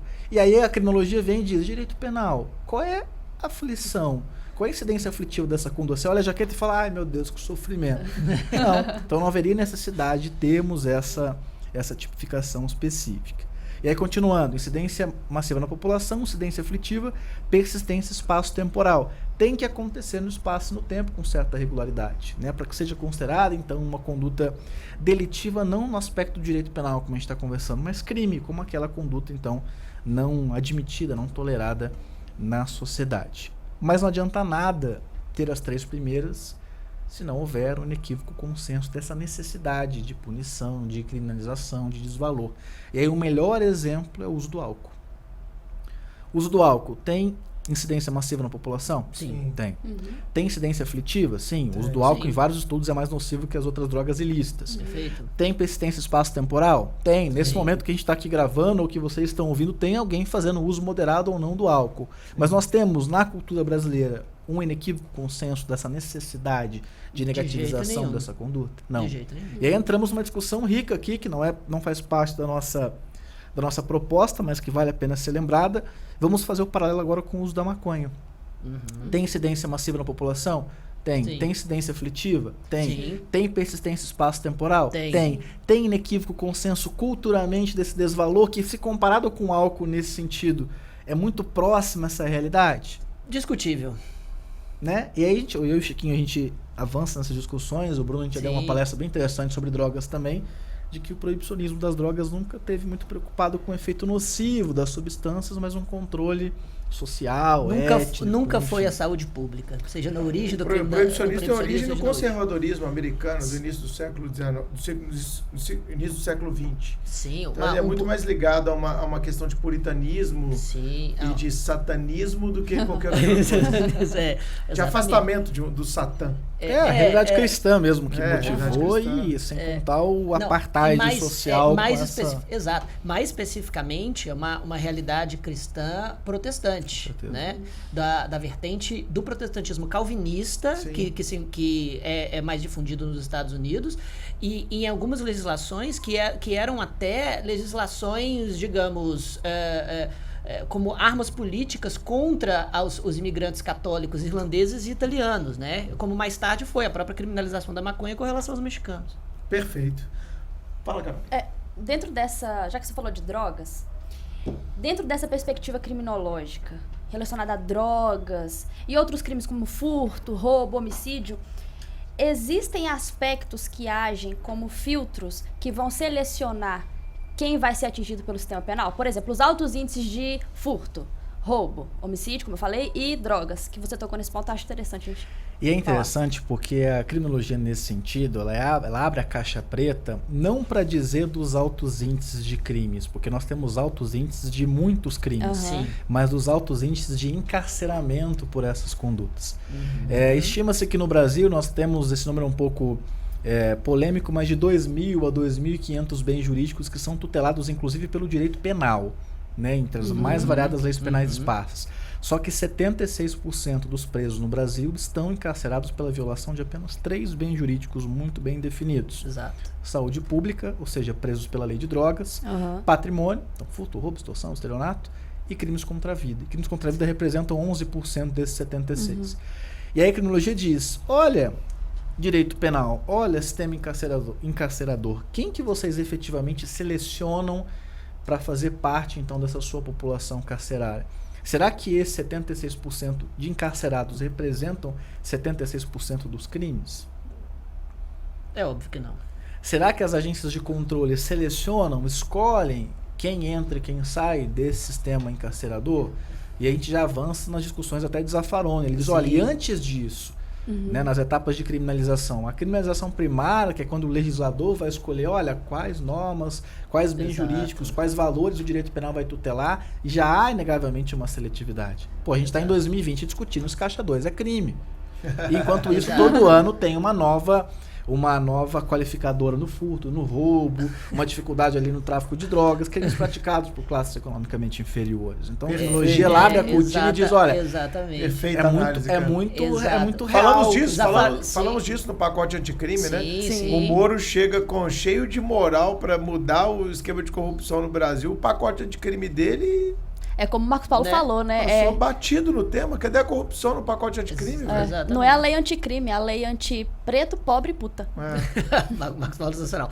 Mas o Zaffaroni fala justamente, né, que naquele seu livro clássico Em Busca das Penas Perdidas, de 1990, que a mentira do sistema penal na realidade latino-americana é perceptível justamente pela seletividade estrutural controlada pelos órgãos de controle e principalmente pelo fato de que o sistema penal poderia criminalizar praticamente qualquer pessoa. Porque Sim, todos cometemos crimes. Exato. O campo de criminalização primária é tão amplo, mas tão amplo que justamente qualquer pessoa poderia ser. Eu vou te fazer uma pergunta, cara. Você acha que se você cometer um crime, você vai preso? Sei Não. lá, você matou alguém no homicídio passional. Você tava com uma faca, você estava jogando RPG e seu colega... Não jogamos RPGs com facas. mano. Euro Truck Simulator. Não, mas você Euro Truck tava... Simulator não mata ninguém. Só Você mata tava alguém de tédio. Você tava numa cozinha de um amigo seu jogando RPG, depois de tomar alguns vinhos, jogando RPG, e você vê que um cara lá que tava jogando com você te trapaceou. Certo. Te deu um surto, na hora eles começaram a bater boca, e ele falou que ia te matar, e você falou, vai me matar, eu vou te matar agora, e você cometeu um crime passional, cara. Você acha que você vai preso? Vamos fazer essa pergunta séria aqui. Só se for pelo crime de fofura, né? Eu sabia que você estava guardando essa para algum momento. Ele é Pra muito algum bom. momento. O Chiquinho é Exato. muito bonitinho, cara. Exato. Bom, enfim. Eu tô com vergonha. Ele tá em vermelho. um Fica vermelho todo homicídio- episódio. A gente tem esse compromisso aí, Carol, de deixá-lo envergonhado. todo Deixar ele episódio. vermelho, é terrível isso. Você acha que você ficaria preso? Olha, em um homicídio, a depender do contexto, talvez sim, mas muito provavelmente não. Cara, você ia ter bons advogados, que seriam até seus colegas, Claro, exato. né, que poderiam te cobrar honorários módicos. Exato. Eles estariam interessados em te defender. Eles iriam no Exato. fórum, eles iriam fazer sustentação Exatamente. oral no recurso, no Tribunal de Justiça. Exatamente. Eles iriam despachar com o juiz. No júri, as pessoas iam olhar você com essa cara fofinha e ia falar, Com as foi um bochechas. algoz. Eu tô falando sério, porque a gente tem que... Sim, acho que a criminologia, sim. pelo pouco que eu conheço, e é pouco mesmo, ela tem que descortinar essas coisas pra gente. E descortina, exato. Exato. Não, eu concordo plenamente. E toda essa seletividade do sistema penal demonstra, como diz Zaffaroni, um caráter eminentemente político da pena. Claro. Que também precisa ser discutido. A pena, muitas vezes, vai dizer ele, na verdade, tem o propósito de neutralizar aqueles que não se adequam às relações de produção e consumo. Em parte para que a máquina não fique emperrada, para que um destino econômico seja dado para essas pessoas. E aí muitos criminólogos americanos, como Louis Vaquan, demonstram como o sistema penal, muitas vezes, serve para que o Estado invista, né, na própria economia através de medidas contracíclicas, e também serve para que as próprias violências das relações de produção e consumo sejam normalizadas pelo sistema penal. Perfeito. Não é? E eu concordo plenamente. É o que eu costumo falar em aula. Todos somos criminosos, todos. Quando eu falo isso em aula, tem um que olha pro torto assim, eu falo, sim, você também é criminoso. A diferença 2.500 bem jurídico, como é que você não vai ser criminoso? Não é? Não, e com a súmula 599 da STJ, é o clipezinho lá que eu Um peguei no clipezinho, estágio quando eu fiz na procuradoria, já me tornou exatamente. um criminoso. A súmula 599 é aquela que diz que não se pode aplicar o princípio da insignificância em crimes contra a administração pública. E eu falo isso justamente em sala de aula. Eu falo, gente, vocês já foram estagiário? O estagiário é funcionário público para fins penais. Vocês nunca imprimiram nada na impressora do TJ? Porque eu não estaria aqui na frente da sala se eu recebesse 2 a 12 anos de reclusão para cada coisa que eu tivesse imprimido. Até a cadeira, né, do Estado, às vezes você leva embora para casa. Mas enfim. A diferença, então, é que o que a criminologia indica, desse poder de frear o sistema. Quem está efetivamente encarcerado é quem não tem condições de resistir a esse sistema. Perfeito. E aí, quando eu trabalhei isso na dissertação de mestrado, abordando principalmente a realidade policial, como se cobra uma produtividade, por exemplo, da Polícia Militar hoje? Com prisões, com apreensões. Como que você induz alguém... E até premia, né? Premia. Como que premiação em vários estados. Como que você faz prisões no acontecer dos fatos? Por quais crimes? Quais pessoas que você vai atingir? Quais são as consequências ou qual a fonte de legitimidade da sua atuação? Né? E aí a gente percebe o que a criminologia indica desse discurso, que é um discurso inócuo, de olha, estamos aqui para garantir, etc. E você percebe que quanto os crimes cometidos por classes economicamente inferiores, e essa é uma das balizas da criminologia, a jurisprudência, a doutrina, a legislação, ela é árdua. Né? Pensamos aqui na consumação do furto e do roubo.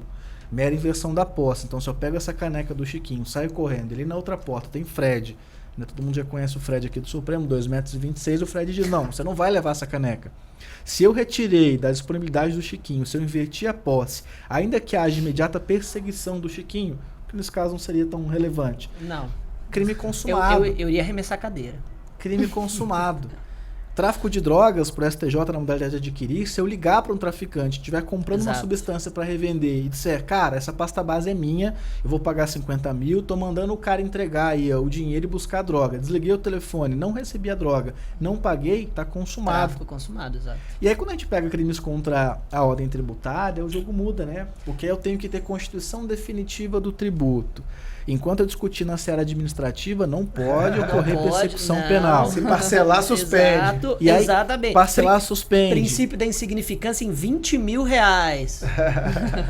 E mais, né? Se após ser condenado, com trânsito em julgado, com tudo, eu disser, vou pagar o tributo que eu devo, punibilidade extinta a qualquer tempo. E eu sempre brinco em sala de aula, se o seu Zezinho que furtou 4 desodorantes na farmácia quiser, depois de condenado, quanto vale os 4 desodorantes, eu vou pagar. Ele vai ter a mesma consequência penal? Arrependimento posterior com diminuição de pena no máximo. E será que nesse contexto criminológico, o que é mais danoso? O furto dos 4 desodorantes ou um crime contra a ordem tributária, que pode ser avaliado em milhões? Pois é. Eu tinha esperança, cara, que essa nova legislatura fosse mexer um pouco nisso. Pelo discurso do presidente eleito, pelas pessoas que foram eleitas na corrente do próprio presidente, e do Sérgio Moro ter sido colocado como MJ, mas infelizmente eu não estou vendo muita movimentação legislativa nesse sentido de dar um tratamento mais rígido aos crimes com colarinho branco. Eu estou enganado? Eu não sei se você está enganado, mas eu percebi no começo até da proposta anticrime da resistência que foi criada em todo um sistema que já estava estabelecido e não vai sair de lá, né? Principalmente na corrupção, no Caixa 2, E com justificativas econômicas, né? Exatamente. As empresas estão quebrando com essa Lava Jato. Então a gente percebe que não se fala quanto elas lucraram, se fala que elas estão quebrando, gerando desemprego e prejudicando o investimento no país. Meu Deus. Então essa boa vontade ela é difícil de quebrar uma barreira de algo que já está construído, que é tão denunciado pela criminologia já há várias há vários e vários séculos, né? Então, o que eu costumo até conversar com os alunos, que é importante que você tenha essa maturidade. Exato. Entender de onde vem isso, qual é o fundamento de legitimidade, o que procura se refletir, criticar e questionar. Não é criticar por criticar. Né? E em tempos no Brasil de uma dificuldade imensa de discutir de forma crítica, né? De polarização. A gente sempre fala isso aqui, cara. Eu que sou um cara bem apegado em redes sociais e dou muita Você é uma estrela das redes sociais, amor. A gente vai até brincar disso daqui a pouquinho nos temas em redes sociais, né? O Tinder do Mumu lá, enfim. Mas eu tô cada vez mais de saco cheio daquilo. Somos dois. Porque às vezes eu quero provocar uma discussão como a que a gente está tendo aqui, Claro. né? Pra ter oportunidade de É alguém... inviável, é inviável, é inviável. E assim, a gente recebe cada coisa, cara, que Não. desestimula. E que às Não. vezes, por mais teimoso que você É seja... impossível. Chega uma hora que você fala, por que eu tô fazendo isso? Eu podia estar ficando com meu filho aqui, curtindo a vida, e tô tentando provocar uma discussão que a gente vai crescer, todos nós. E ninguém vai chegar a lugar nenhum. Mas eu procuro focar hoje, Mumu, naquela galera que tá afim de debater, entendeu? Que eu acho que quem tá ouvindo a gente aqui, por isso que esse ambiente aqui é muito mais confortável. Mas mesmo Exatamente. quando eu faço, você sabe disso, a gente tem um perfil parecido nesse sentido, a gente não corre da briga, né, cara? Exato. A gente, se for pra ir pro pau, velho, vamos quebrar o pau e vamos lá. É um perfil que eu tenho parecido com o Murilo, eu acho. Então, cara, se eu Eu coloquei cheguei ao uma carnaval esse ano, você tem noção da confusão que eu arrumei? Eu te mandei no privado, eu te mandei, velho, pensa nisso aqui. Mas é isso, cara, porque as pessoas não estão dispostas a ler, a entender o seu ponto, elas estão dispostas a falar a primeira coisa que vem na cabeça dela e foda-se. Né? Mas hoje eu tenho percebido que essas pessoas, mesmo em rede social, são as minorias. E a gente não pode deixar elas tomarem ou sugarem a nossa energia, a nossa atenção. Nada melhor que um vácuo, que um bloco. Quando a pessoa não trouxe argumento nenhum construtivo, ela só quer destruir o seu argumento sem argumentos. Sim. Ela quer te destruir, na verdade. Exatamente. Então, cara, hoje em dia eu tenho uma eu não vou dizer maturidade, mas uma tranquilidade emocional, talvez seria a palavra mais certa. Quando eu falo alguma coisa, eu reflito para colocar. Eu acho que todos nós temos essa responsabilidade, principalmente como formadores de opinião que somos. Eu reflito um pouco, às vezes, para colocar. Já escrevi posts que antes de colocar lá, publicar, eu falei... Acho que não. Não, Bruno, hoje não. Acho que é melhor. Não sei se já aconteceu com você também. E é me triste preservar. isso, porque a gente só consegue crescer ou mudar de opinião, ou enriquecer aquele argumento que você acha que é o argumento correto, se você discutir, se você ouvir. Isso. E a internet que deveria ser um palco fantástico para isso, porque qualquer um com login e senha tem acesso ao Bruno, ao Chiquinho, ao fulano de tal, e a gente não consegue estabelecer esse tipo de A discussão. internet horizontaliza, eu falo isso. Quando a gente se dispõe a colocar uma opinião, eu amo o Twitter, né? Eu sou twitteiro até hoje há 10 anos. Ou no Twitter, ou no Instagram, ou qualquer Facebook da vida. Cara, nós estamos nos colocando numa posição de humildade, ao meu ver, e de horizontalidade. Eu não sei se você já pensou sobre isso. Quando a gente vem dar aula aqui no Supremo, vai dar uma palestra, nós estamos numa posição de superioridade acadêmica, física. A relação ela é mais verticalizada. Quando a gente vai para a internet, a gente está horizontalizando essa relação. E muitas pessoas, e é por isso que eu falo, eu acho, hoje a maioria delas, entende de, olha que legal, o Murilo desceu aqui pro Play para brincar com a gente, para colocar a opinião dele. E cara, eu vejo, eu sou seu seguidor, a maioria esmagadora entende a brincadeira, gosta da zoação, aumenta o comentário, amplifica o comentário, marca outras pessoas. E tem uns 5, 10% ali, cara, de pessoas que, sei lá, cara, podem ter os problemas dela, né? Podem ter a visão delas de mundo, pode estar num momento ruim, que vai falar coisa de você, da sua família, que vai te julgar pelo que nem te conhece. Cara, foda-se. Isso é problema delas, não é problema nosso. Eu tenho tido essa tranquilidade emocional aí. Não, eu fui falar da bendita sandália gladiadora, né? Que convenhamos, é horrível aquele negócio, não dá. Cara, e é horrível, e a sua opinião, E a minha velho? opinião. Pronto. Você pode falar, eu acho lindo, Murilo, tem uma coleção de 18 aqui Que em ótimo, casa. e que Você se bom. sente bem porque com a minha ela? intenção é justamente Meu brincar Deus, com aquilo, exato. chamar a galera, Porque- deixar o dia mais tranquilo. Igual ele O falou. humor tá politizado, né? Hoje a gente tá discutindo E aí- mais os limites do humor o tempo inteiro. Não, e uma menina comentou, e se eu disser que a cabeça do seu filho parece alguma coisa assim? Quê? Quê? E a hora que ela digitou, 30 segundos depois, ela recebeu 54 voadoras lá, e aí a galera isso? começou a exagerar, Absurdo. mas de forma inicialmente justificar, depois perderam a mão e eu apaguei o comentário dela, porque assim, aí você percebe o nível de... Não, cara, mas esse tipo de comentário tem que ser apagado mesmo. com certeza. Essa pessoa não merece palanque. Não merece. Nem pra alguém clicar pra ver o que é essa pessoa idiota que tá falando. Exato. Porque às vezes a pessoa tá falando pra ativar Justamente o gatilho da pra discussão. isso, né? Pra ativar Exatamente. gatilho de discussão. A gente tá vivendo um momento em que as discussões são provocadas propositalmente. Sim. Sabe? Sai um resultado assim ruim de um dado. Ah, vamos falar aqui de ditadura. Oi? Mas vamos falar do PIB aqui que saiu hoje? Não, vamos falar de ditadura, que esse que é a pauta. Aí todo mundo, fulano falou de ditadura hoje e esquece de comentar a porra do PIB, velho. Exato. É Sim. tudo manipulado. Chama Steve Bannon, sei lá, dos Estados Unidos. Sabe? Sim. E, cara, essas pessoas não merecem palanque. Outra coisa, ninguém merece pautar a sua rede social. A rede social é sua. Tá lá quem quer. Não Exatamente. quer? Para de seguir. Adeus. E toda vez que você publica um comentário desse, eu tenho certeza que você perde 100, 200 seguidores. É normal. Não. E é do jogo. Você Não. quer ter audiência ou respeito? Não. Essa é a pergunta. Mas me impressiona o fato dele perder 100, 200 seguidores quando comenta de uma sandália. É uma sandália. E Mas quando as ele comenta de pessoas, gatos? Cara, é viés de confirmação, Chiquinho. ainda. Pior, Chiquinho, é viés de confirmação. Você só quer ouvir aquilo que te agrada. É. Você não quer estar Só. deitado na sua casa e ler uma coisa que minimamente te incomodou. Aí você vai falar, que saco, me incomodou. Vou parar de seguir. Que se foda, filho. O ser humano Vai tá seguir muito outro, sensível, um né? Você faz abraço. assim, ele explode. Não, e outra, Exato. a Todo mundo gente toma tá como aqui ofensa pra, pessoal. e a gente tá aqui pra escutar e ouvir pessoas e aprender com pessoas que não necessariamente brindam com a gente nos mais variados assuntos. Eu tenho certeza Exato. que nessa mesa aqui que eu Claro. respeito e admiro todos vocês, certamente em vários temas a gente não concorda. E E na que nossa bom que a família gente é não assim, concorda. E a democracia é assim, ué. Exato. Se a Carol gosta de gato e eu não brinco com não gostar de gato, mas que faz parte, as pessoas, a maior parte das pessoas entendem isso, que é a parte de uma brincadeira, de um Pô, personagem não é pra gente dar possível. risada. Né? Só com a Luga Mas já teve lá um gato fã já, que já... A Lu, a Lilian, a Flavinha, essas proprietárias de gato, elas não brigam com você? Cara, brigam, mas eu entendo a condição social de tias delas, né? Então eu acho que o meu Nossa, período é olha mais só, de... você não de fale dar uma- assim delas, hein? de dar um abraço, de confortar, né? de sorrir do que endossar, enfim. Que a gente já...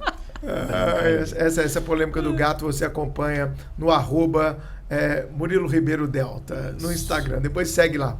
Bom, falando um pouco mais aqui de criminologia, aí seguindo a nossa pauta, né, Carol? Isso. Como é que a criminologia enxerga isso que hoje é muito debatido, mas muitas vezes mal compreendido, que é a ideia do abolicionismo, do direito penal mínimo e do garantismo penal. Como é que fica isso aí, Chiquinho, para a criminologia? Como é que ela passa por isso aí? Murilo ajuda a gente nessa também. Pois bem, Murilo. Porque como hoje tudo sempre, virou pode garantismo, falar, né, cara? Tudo virou garantismo, exatamente. Murilo, como sempre, pode falar melhor do que eu. Mas a criminologia, como eu disse no momento palestrinha, a partir da década de 60, Murilo pode me corrigir se eu estiver falando alguma besteira, ela começa a investigar não só as determinações do crime dentro de uma sociedade, mas também os efeitos das instituições de controle do próprio sistema penal na criminalização, na produção e reprodução da violência criminal. A partir disso nasce uma teoria conhecida como interacionismo simbólico ou labeling approach, ou simplesmente teoria do etiquetamento, que investiga como que o crime trabalha na manutenção da violência criminal através das suas cerimônias degradantes, através do processo de rotulação, e como o crime, na verdade, ele não tem uma natureza criminosa propriamente, né? O crime é o que a norma rotulou como crime, dentro do processo de criminalização. Construção social, né, dessa delinquência. Exatamente. Dentro dessa lógica, a partir do labeling approach, nasce a chamada criminologia crítica, que começa a literalmente dinamitar as bases do direito penal, mais ou menos 10 anos depois. A criminologia crítica, em parte, tem uma base marxista, bem esquerdista mesmo, e às vezes alguns criminólogos viram meros panfletários, defensores de determinadas visões políticas, outros contribuem bastante. Esses são os abolicionistas? O mais interessante é que os abolicionistas, eles tendem a ser sérios. Pelo menos alguns deles Eles tendem a ser sérios. Eles não são, né? Eles Sim, tendem a ser sérios. Luke Husman e Niels Christie, por exemplo, escreveram obras abolicionistas, mais ou menos ali no final da década de 70 e na década de 80, dizendo que, na verdade, o direito penal, ele não tem jeito. Ele deveria realmente ser substituído por outros mecanismos de controle. Primeiro porque a sociedade é completamente anômica, no sentido de que o direito penal ele é tão estruturalmente seletivo que a chance, como você disse, de eu ser punido por praticar um crime, na verdade, é mínima, se eu já não fizer parte daquela clientela natural do sistema penal. Além disso, o sistema penal ele sequestra o conflito da vítima e impede que ela resolva através da sua própria autonomia privada, dando para essa solução dando para esse problema uma solução completamente burocratizada. E a gente ainda tem sistemas que, na verdade, não conversam entre si, que não são sistêmicos, tendo em vista que, e aqui eu não estou criticando especificamente os delegados, mas talvez você até concorde que, infelizmente, hoje, os órgãos encarregados da persecução penal ainda trabalham de forma um pouco sistêmica, no sentido de que a polícia nem sempre trabalha integradamente com o Ministério Público, as polícias nem sempre são integradas umas com as outras, a magistratura também não, enfim.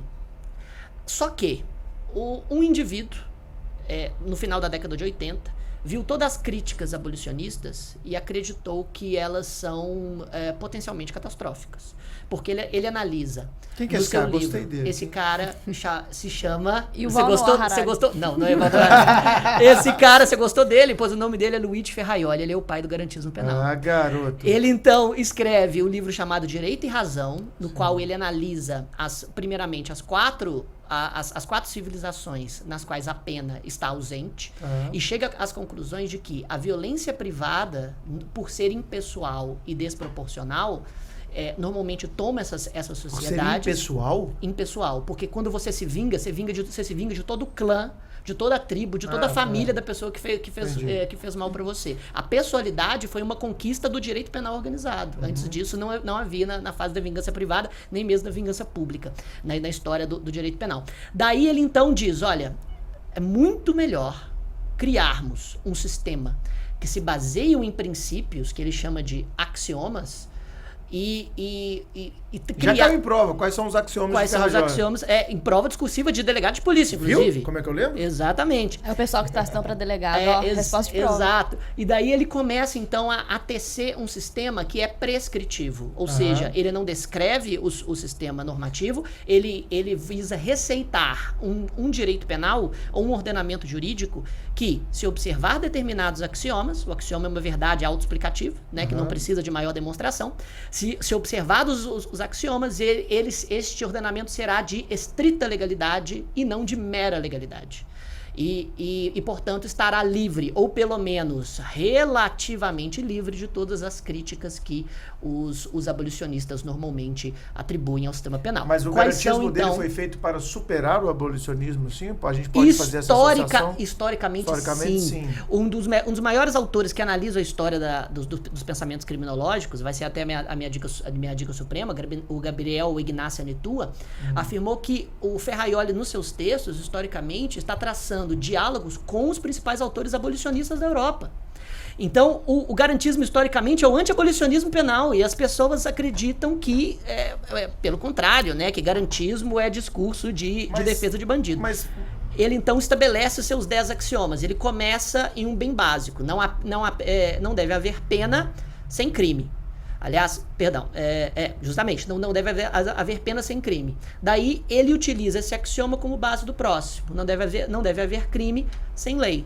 Não há lei sem necessidade. Não há necessidade sem ofensa ao bem jurídico. Não há ofensa ao bem jurídico sem ação ou omissão. Não há ação ou omissão sem culpabilidade. Não há culpabilidade sem jurisdição. Não há jurisdição sem acusação. Não há acusação sem prova lícita. Não há prova lícita sem defesa em contraditório. É uma escada ferrajoliana. Exatamente. E se você combina os axiomas no final da 56, na verdade, 56 princípios de direito penal e processual penal, que, se observados por um ordenamento, fará com que esse ordenamento seja de estrita legalidade e, portanto, um pouco mais legítimo do que os ordenamentos de mera legalidade. Isso seria um garantismo penal. Mas, Murilo, você não acha que o garantismo ele é tão criticado hoje em dia por essa visão hiperbólica, né, monocular, que alguns chamam aqui no Brasil?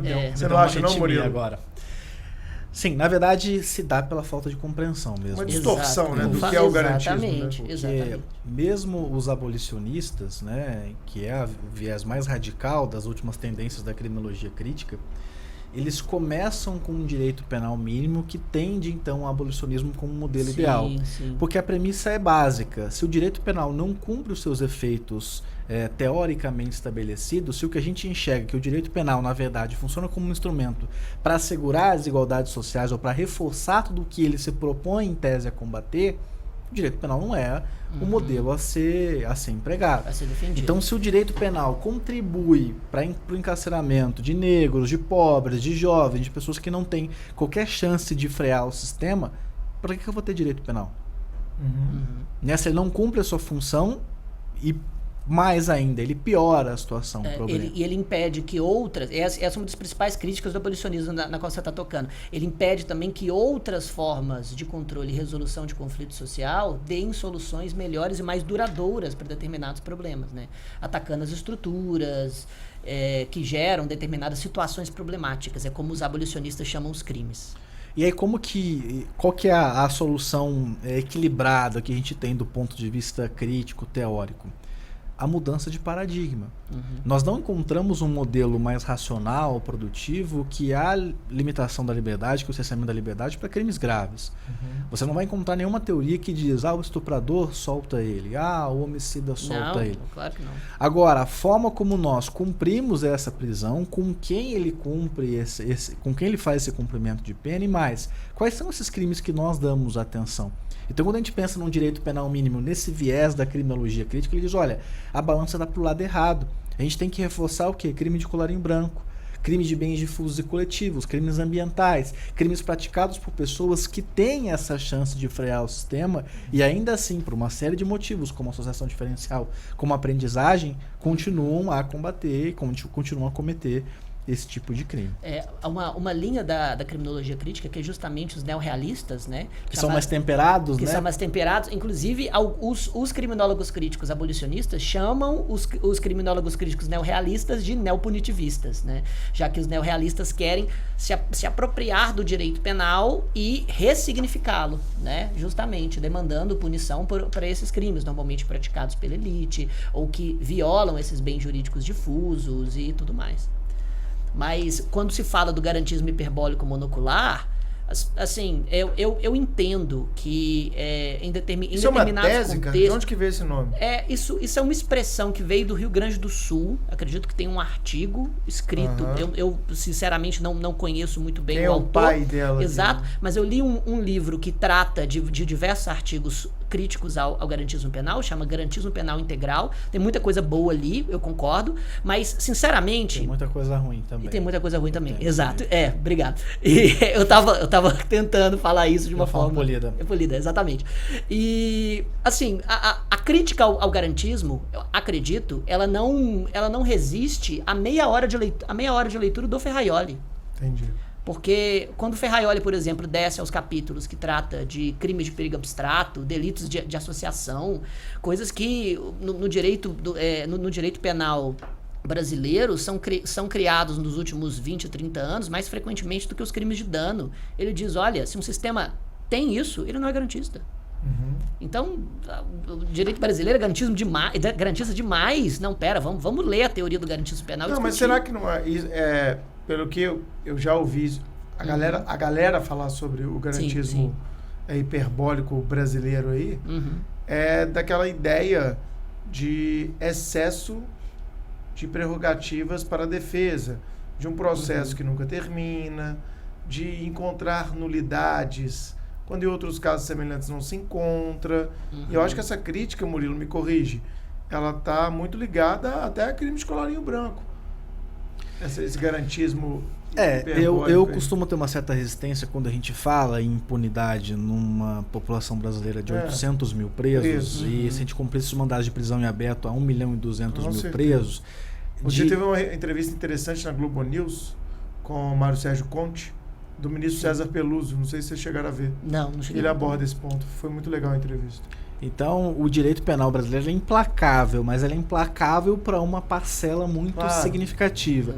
E eu não acho que a justificativa seja do âmbito teórico do garantismo hiperbólico monocular, mas a própria função de um sistema que está arquitetado ali para certas predileções estruturais. Né?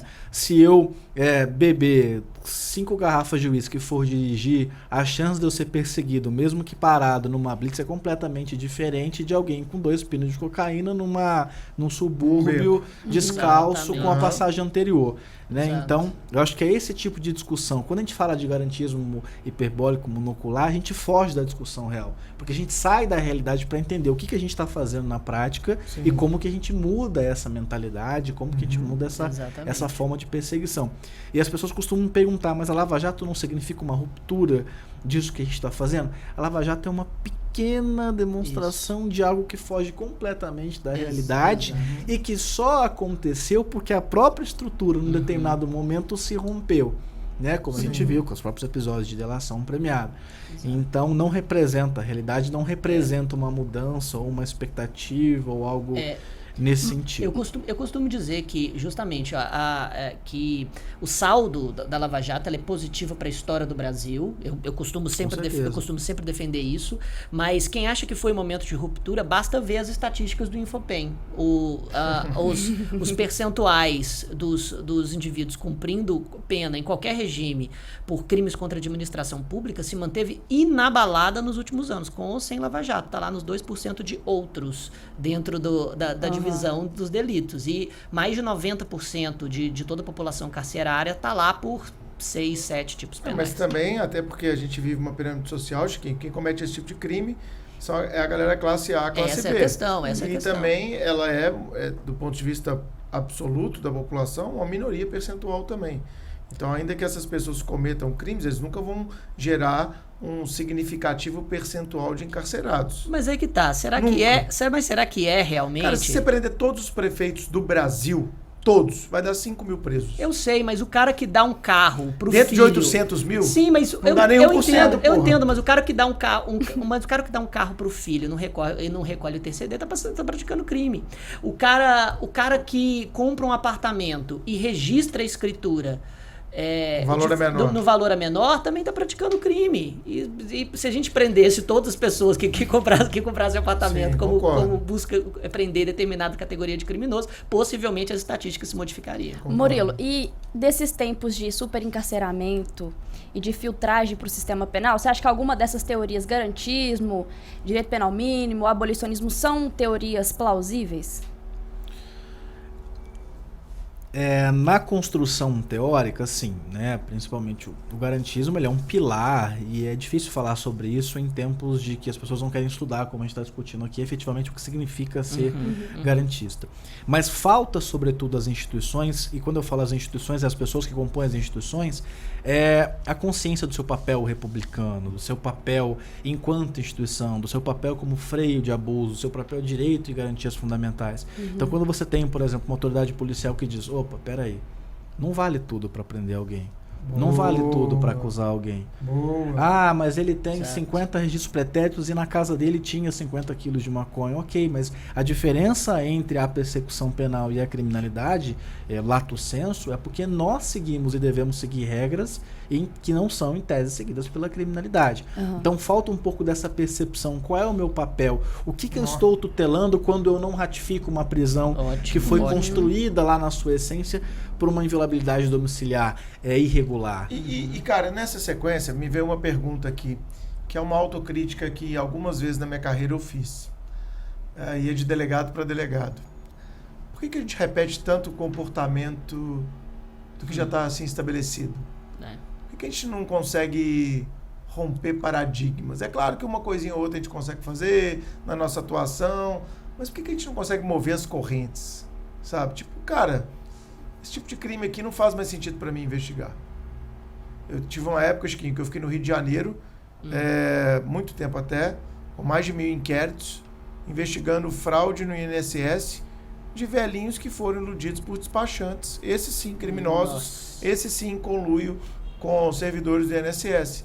Você tinha uma pilha de serviço onde você tinha que ficar ouvindo o velhinho que falava, não, eu achei que eu não tinha tempo. Mas o cara foi lá, eu contratei o serviço dele, ele falou que eu fazia jus a uma aposentadoria proporcional, eu achei que até ok, porque existe aposentadoria proporcional, aí depois eu comecei a receber, eu nem sabia que eu estava recebendo uma aposentadoria integral, pessoa ignorante mesmo, sabe? E eu lá com 26 anos também ficava, caralho, velho, eu tô fazendo um serviço de bosta, assim. Porque isso aqui não vai mudar nada. O que eu tô fazendo aqui, sabe? Por que a gente... Murilo, a pergunta é, por que a gente, cara, a nossa geração, ela não consegue mudar as coisas como elas sempre foram feitas? Não sei se você já teve essa autocrítica. É uma pergunta de $1 milhão, né? Mas assim... Profundo, Bruno, hoje, né? Cara, tô reflexivo. Eu conversava na pesquisa de mestrado um pouco sobre isso. Porque eu sei que você falou disso na sua pesquisa. Quando a gente fala, por exemplo, da desmilitarização, que é um dos temas atuais, porque a arquitetura da segurança pública não pode trabalhar com a ideia de polícia e sociedade como inimigo e neutralização. Eu acho que o que nos impede, talvez, de fazer mais a diferença é que há uma arquitetura militarizada da segurança pública. Militarizada não no sentido... No sentido de hierarquia e disciplina. E no sentido de ideal de inimigo, de vender um discurso que, para nossa sobrevivência institucional como integrantes, você acaba reproduzindo aquele tipo de comportamento porque, primeiro, você é estimulado a reproduzir aquele comportamento. Inteiro. Você é premiado. E, às vezes, quando você luta, quando você sai disso, além de não ser reconhecido ou premiado, você é perseguido. Então, assim, é um tema ousado e difícil. Você mexe com vaidades. É difícil de discutir, mas a grande crítica é na arquitetura da segurança pública como um todo. Porque é muito mais fácil culpar o cabo Reinaldo, que é o policial militar que está num contexto ali completamente difícil. Eu falo muito sobre aquele caso no Rio de Janeiro. Estava uma troca de tiros entre traficantes e policiais. O traficante foi atingido, ele estava ferido no chão com um fuzil AK-47 do lado. O policial olhou para os dois lados e atirou na cabeça do cara, executou aquele cara e não viu que estava sendo filmado. E aí, esse policial está errado? Completamente. Não há nada que justifique o comportamento dele entre certo e errado. Mas será que alguém parou para pensar no que esse policial foi estimulado a fazer? Outra, né? E o que passou na cabeça dele? Se eu não matar essa praga aqui agora, essa praga amanhã se volta contra mim. Esse cara volta, vai ser ali, vai me dar um trabalho danado, eu vou responder um negócio aqui sobre ele, e amanhã ele tá me atirando de novo, amanhã ele tá pegando outro fuzil e tá me matando, cara. Ele tá numa realidade violenta. Claro, nem só disso, porque é fácil dizer que a polícia sai para matar negros, pobres e jovens, e quando você olha a realidade do policial, será que ele tem essa consciência ou essa vontade, esse sadismo de dizer, hoje eu vou... Não. É porque a arquitetura institucional da segurança pública, essa sim militarizada, nesse sentido de ideal de inimigo, e vamos combater os inimigos que são interessantes da gente combater, né, Chiquinho? Aqueles que não têm esse freio contra o sistema.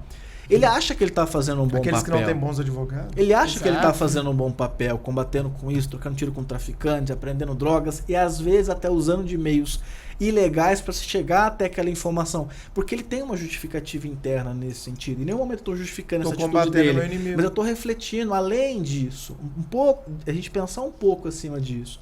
Que já começa desde a criminalização primária. Então há uma arquitetura, não da segurança pública, mas da persecução penal como um todo, para que isso seja feito exatamente como manda o figurino. E a gente acaba fazendo isso como sobrevivência institucional, sabendo às vezes da problemática envolvida nisso. E os poucos colegas que eu vi querendo movimentar para mudar, realmente você falou uma coisa muito certa, cara. Acaba tendo uma certa perseguição, que não é uma perseguição, sabe, Chico, revelada. Ela é uma perseguição. Você não vai ali, você não vai aqui, você não vai assumir aquele posto, você não é promovido. E não é falado, né, cara? Fica bem velado, né? E a gente conhece alguns colegas que já passaram por isso aí. Murilo, no início a gente estava falando sobre redes sociais, a gente brincou sobre o Tinder do Mumu e sobre pessoas que às vezes fazem comentários em publicações sem nenhum tipo de filtro, né? E eu vejo que hoje a gente vive numa espécie de modernidade líquida, né? Que a gente tanto fala, Bauman fala muito sobre isso. E sobre sociedade do espetáculo, que o Bruno também fala muito. Nesse contexto de, às vezes, futilidades demais e tecnologia demais bombardeando a gente o tempo todo, como o consumismo e essa modernidade líquida contribuem para o cometimento de crimes como, por exemplo, de cyberbullying, cyberstalking, entre outros? Carol, é a crise de identidade atual que talvez das crises atuais é que mais me preocupa, porque nós nos tornamos, a bem da verdade, grandes idiotas com as redes sociais e com os celulares. Não, o TikTok vem aí para provar isso. Porque é a ideia da representatividade, da representação, da ideia de vender uma imagem que não é a imagem real. E assim, isso gera uma infinidade de problemas como a depressão, o suicídio. É a vontade de se sentir amado. Se você olhar a minha rede social, você vai enxergar um Murilo feliz 100% do tempo, um Murilo bem sucedido, um Murilo que alcança as coisas, e que isso representa, sei lá, 5% do meu dia, porque o resto é porrada e ralação. E para as pessoas que estão num determinado momento de tranquilidade, de equilíbrio emocional, você ainda consegue ter algum tipo de filtro. Mas as pessoas que estão desamparadas, as pessoas que estão num momento de dificuldade, isso potencializa uma distorção da realidade, porque, pô, todo mundo é feliz, todo mundo viaja, todo mundo tira foto bonita, todo mundo tem isso. E eu tô só me fudendo, me ferrando. Então, isso vai impactar, obviamente, na criminologia. Isso vai impactar desde coisas básicas, porque o criminoso também ostenta, isso facilita a nossa investigação. Quantas investigações de narcotraficantes foram possíveis em razão de uma desnecessária ostentação? Ou seja, os criminosos também estão inseridos nessa ideia de representação. E mais, essa ausência de balizamento, de filtro social, do que eu posso fazer, do que eu não posso fazer, do que é verdade, do que é imagem. Crime contra a honra não existe mais, né? Acabou nas redes sociais. Eu estava vendo ontem aqui mesmo, com a decisão polêmica do governador aqui de Minas Gerais, a ação da segurança pública, e assim, comentários de pessoas completamente distorcidas, com palavrões mais chulos possíveis. Nossa. E, pô, você tá falando com uma pessoa, você tá ofendendo a honra de uma pessoa, e nesse caso de uma pessoa pública, etc e tal.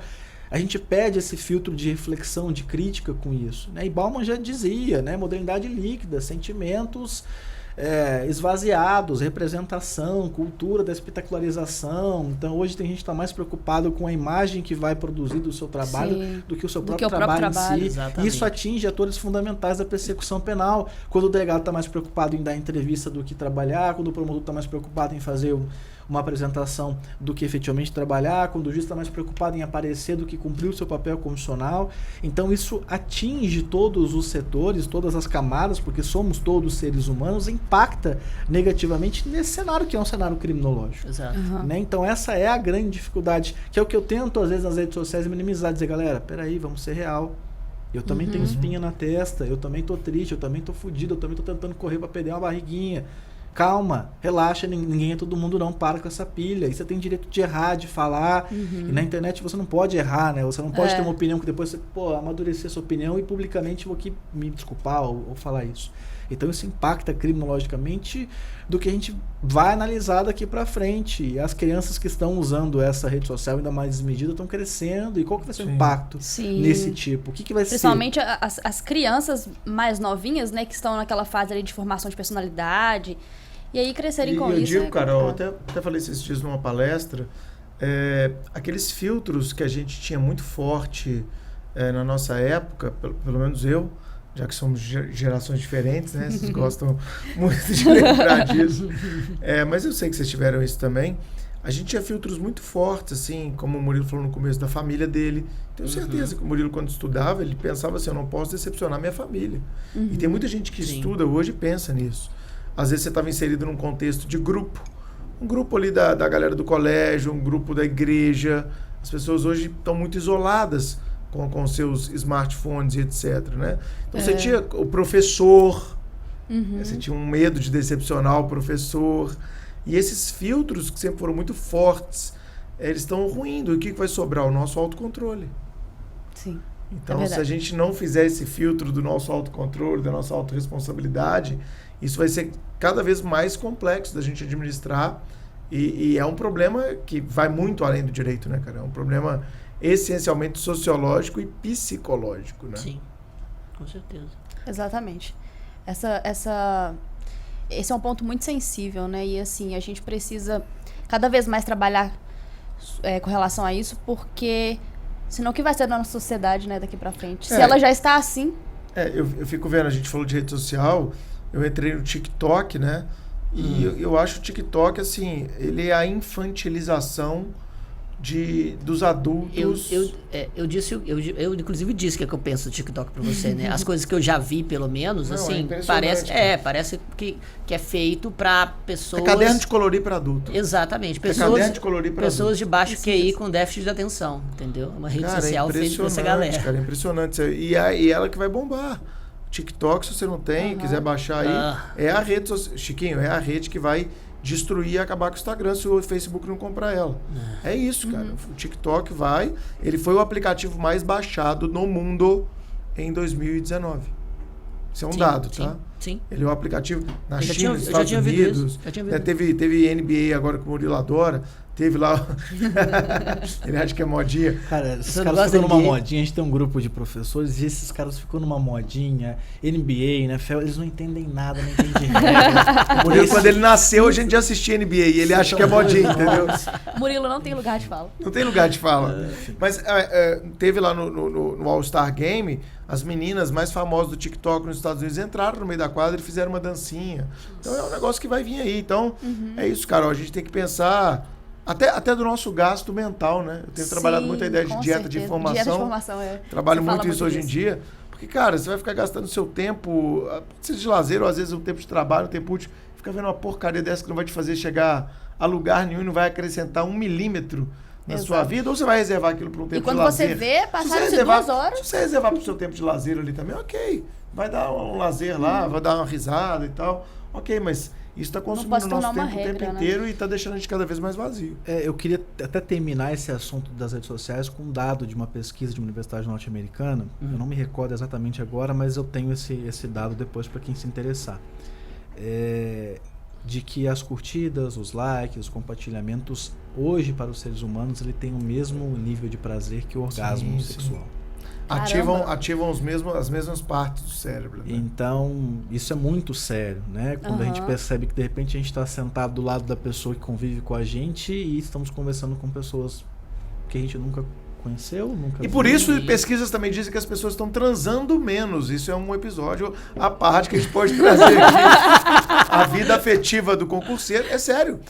Porque você está compensando aquilo que você buscava através do sexo, através de outras formas. Ah, não. Tem certeza absoluta. É sério. Então as Poxa pessoas... vida, é gente. dado isso da realidade, tá? Como é que vocês As fazem pessoas uma coisa estão transando menos. Não, sim. A Carol tem uns podcasts legais do seu dia, não vai indicar aqui. Sério? Vou Ah, legal. indicar. Não, só pensar que meu avô teve 12 filhos. Não tinha televisão na época, né, Chico? Nem Instagram. Exatamente. E nem TikTok. Ou seja, a gente já começou a transar menos com a televisão, com a rede social, então, Olha nossa isso, senhora. meu Não, mas já prometemos até com a Simone, vamos convidar o Murilo também. Ótimo. Pra gente falar da vida amorosa e afetiva do concurseiro. Vai ser o mais ouvido esse episódio. de todos os Vai tempos. ser sensacional.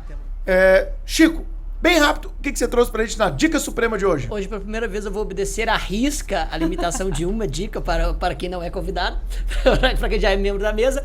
A minha dica é Histórias dos Pensamentos Criminológicos. Existem muitos manuais de criminologia um pouco mais simplificados, que são livros de entrada realmente bons, mas são poucos os compêndios de criminologia realmente profundos, completos, que analisam todas as correntes, desde o início desde o nascedouro da história dos pensamentos criminológicos. É de Gabriel Ignácio Anitua.